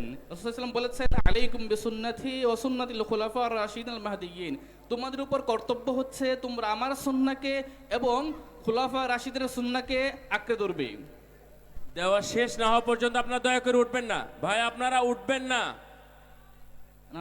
وفي الاتباع يقول صلى الله عليه وسلم عضوا عليها بالنواجذ لأن اتباع السنة في آخر الزمان يكون صعبا جدا রাসূল সাল্লাল্লাহু আলাইহি সাল্লাম তাকে অনুসরণ করার ব্যাপারে বলেছেন আদু আলাইহি বিন নওয়াজিজ, তোমরা দাঁত দিয়ে আঁকড়ে ধরবে। তিনি এরকম কঠিন কথা কেন বলেছেন? কারণ শেষ জামানায় রাসূলুল্লাহ সাল্লাল্লাহু আলাইহি সাল্লামের সুন্নাহকে আঁকড়ে ধরা খুব কঠিন হয়ে যাবে। এজন্য তিনি বলেছেন যে দাঁত দিয়ে আঁকড়ে ধরতে হবে। وإذا رأينا صحابة النبي صلى الله عليه وسلم فكيف هم يتبعونه صلى الله عليه وسلم لنرى عجائب غريبة جدا আমরা যদি আমাদের সাহাবাদের দিকে তাকাই তাহলে আমরা দেখতে পাই তারা কিভাবে রাসূল সাল্লাল্লাহু আলাইহি সাল্লামের সুন্নাহকে অনুসরণ করেছেন। তাদের পক্ষ থেকে আমরা আশ্চর্য ইতিহাস দেখতে পাই। منهم من بعد وفاة النبي صلى الله عليه وسلم في سفره كان يقف أو ينزل في مكان الذي كان النبي صلى الله عليه وسلم ينزل لقضاء حاجته وإن لم يكن له حاجة في ذلك। আমরা দেখতে পাই রাসূল সাল্লাল্লাহু আলাইহি সাল্লামের মৃত্যুর পর কোন সাহাবী সে রাস্তা দিয়ে চলার পথে তিনি দাঁড়িয়ে গেছেন, বসে গেছেন প্রস্রাব করার জন্য, প্রয়োজন পূরণ করার জন্য, যদিও সে সময় তার প্রস্রাবের বেগ আসেনি, শুধুমাত্র রাসূলুল্লাহ সাল্লাল্লাহু আলাইহি সাল্লামের সুন্নাহকে অনুসরণ করার জন্য তিনি সেখানে বসেছিলেন। ومن أمثلة ذلك قبل تحريم الخمر كان أنس رضي الله تعالى عنه يصب الخمر لأصحابه في مجلس أبي طلحة فلما سمع تحريم الخمر صب الخمر على الأرض فسال الوادي في مدينة النبي صلى الله عليه وسلم। আরেকটি উদাহরণ হচ্ছে আনাস রাদিয়াল্লাহু আনহু মদ হারাম হওয়ার আগে তিনি আবু তলহা এবং আবু উবাইদা ইবনে জাররাহ এদেরকে মদ পান করাতেন, কিন্তু যখনই মদ হারাম হয়ে গেল তিনি সমস্ত মদ তিনি মাটিতে ঢেলে দিলেন আর মদিনার অলিতে গলিতে মদ প্রবাহিত হতে শুরু করলো। وأئمتنا كذلك يحثون على اتباع السنة فقالوا إذا صح الحديث فهو مذهبي। আমাদের সম্মানিত ইমামগণ তারা রাসূলুল্লাহ সাল্লাল্লাহু আলাইহি সাল্লামের সুন্নাহকে অনুসরণ করার ব্যাপারে আমাদের উৎসাহিত করেছেন। তারা বলেছেন ইযা সাহহাল হাদিস ফাহুয়া মাযহাবি, যখন হাদিস সহিহ হবে সেটাই আমার মাযহাব। ونقل عن الإمام الشافعي رحمه الله تعالى قال أجمع المسلمون من استبان له سنة من رسول الله صلى الله عليه وسلم لا يحل له أن يدعه لقول أحد كائنا من كان। ইমাম শাফি রাহিমাহুল্লাহ থেকে একটা বর্ণনা পাওয়া যায়, তিনি বলেছেন আজমাল মুসলিমুন, মুসলিমরা এই ব্যাপারে একমত যে মানিস্তাবান লাহু সুন্নাত রাসূলুল্লাহ সাল্লাল্লাহু আলাইহি সাল্লাম, যার কাছে রাসূলুল্লাহ সাল্লাল্লাহু আলাইহি সাল্লামের সুন্নাহ স্পষ্ট হয়ে যাবে তার জন্য বৈধ নয় সে কারো কথা অনুযায়ী সেই সুন্নাহকে পরিত্যাগ করবে। قال الإمام مالك رحمه الله تعالى كل يؤخذ ويرد إلا صاحب هذا القبر يشير إلى قبر النبي صلى الله عليه وسلم। ইমাম মালিক রাহিমাহুল্লাহ তিনি রাসূল সাল্লাল্লাহু আলাইহি সাল্লামের কবর দেখিয়ে বলেছেন প্রত্যেক ব্যক্তির কথা সে যেই হোক না কেন তার কথা গ্রহণযোগ্য হতে পারে অথবা প্রত্যাখ্যাত হতে পারে, শুধুমাত্র এই কবরের অধিবাসী ব্যতীত। তিনি রাসূল সাল্লাল্লাহু আলাইহি সাল্লামের কবরের দিকে ইশারা করে বলতেন কথাটা। ولذلك أوصي ونفسي وإخواني وأحبكم في الله في الحقيقة وأوصيكم جميعا أن تتبعوا سنة نبي الله صلى الله عليه وسلم وفيه النجاة في الدنيا وفي الآخرة।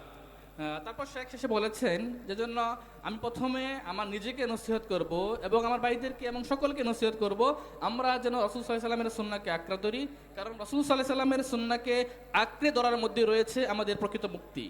وفي الختام أشكركم على حسن الاستماع وهذا الترتيب والقائمين في هذا المؤتمر، وأسأل الله عز وجل أن يديم هذا الخير. وفي الحقيقة أنا سعيد جدا بحضور هذا المؤتمر وأرى هذا المنظر الجميل. الله عز وجل كتب الله أجركم وأحسن إليكم. بارك الله فيكم وشكرا لكم والسلام عليكم ورحمة الله وبركاته.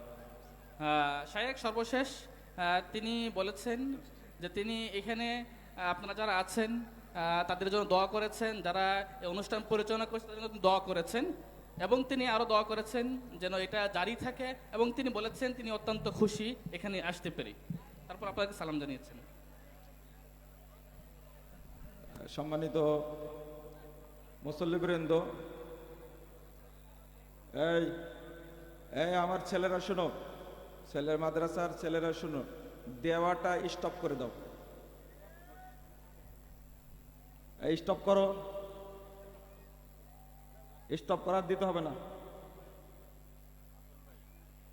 আর দিতে হবে না। যে যেখানে আছে ওখানে দাঁড়া থাকো, দিতে হবে না।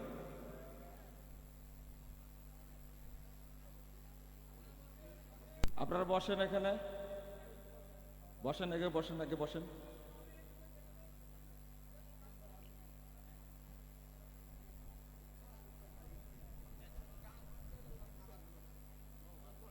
না, সবাই বসবে, ইনশাল্লাহ সবাই বসবে।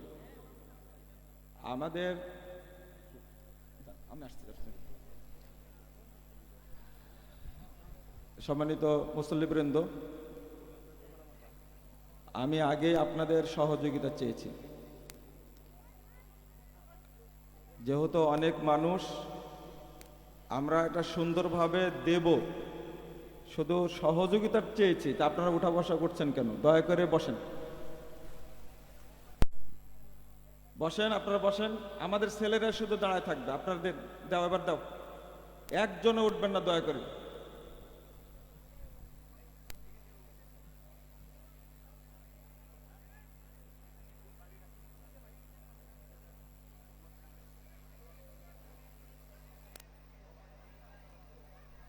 আপনারা বসেন, আমাদের ছেলেরা শুধু দাঁড়ায় থাকবে, বাকিরা সব বসেন।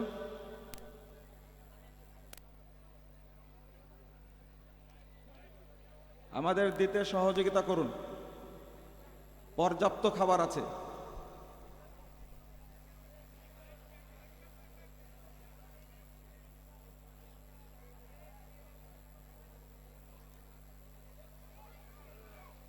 সবাই বসে থাকবেন, দয়া করে এখন আর কেউ উঠবেন না।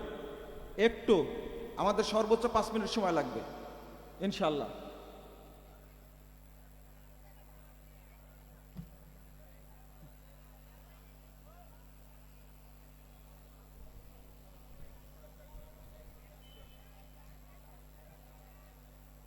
এটা আমাদের মেহমানরা আপনাদের প্রতি সম্মান দেখায়। যদি এমনটা হয়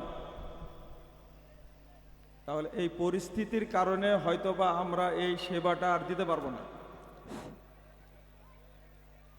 ওই গেটে ছাত্ররা দাঁড়াও, কেউ যেন বের হতে না পারে। ছাত্ররা ওই গেটে দাঁড়াও।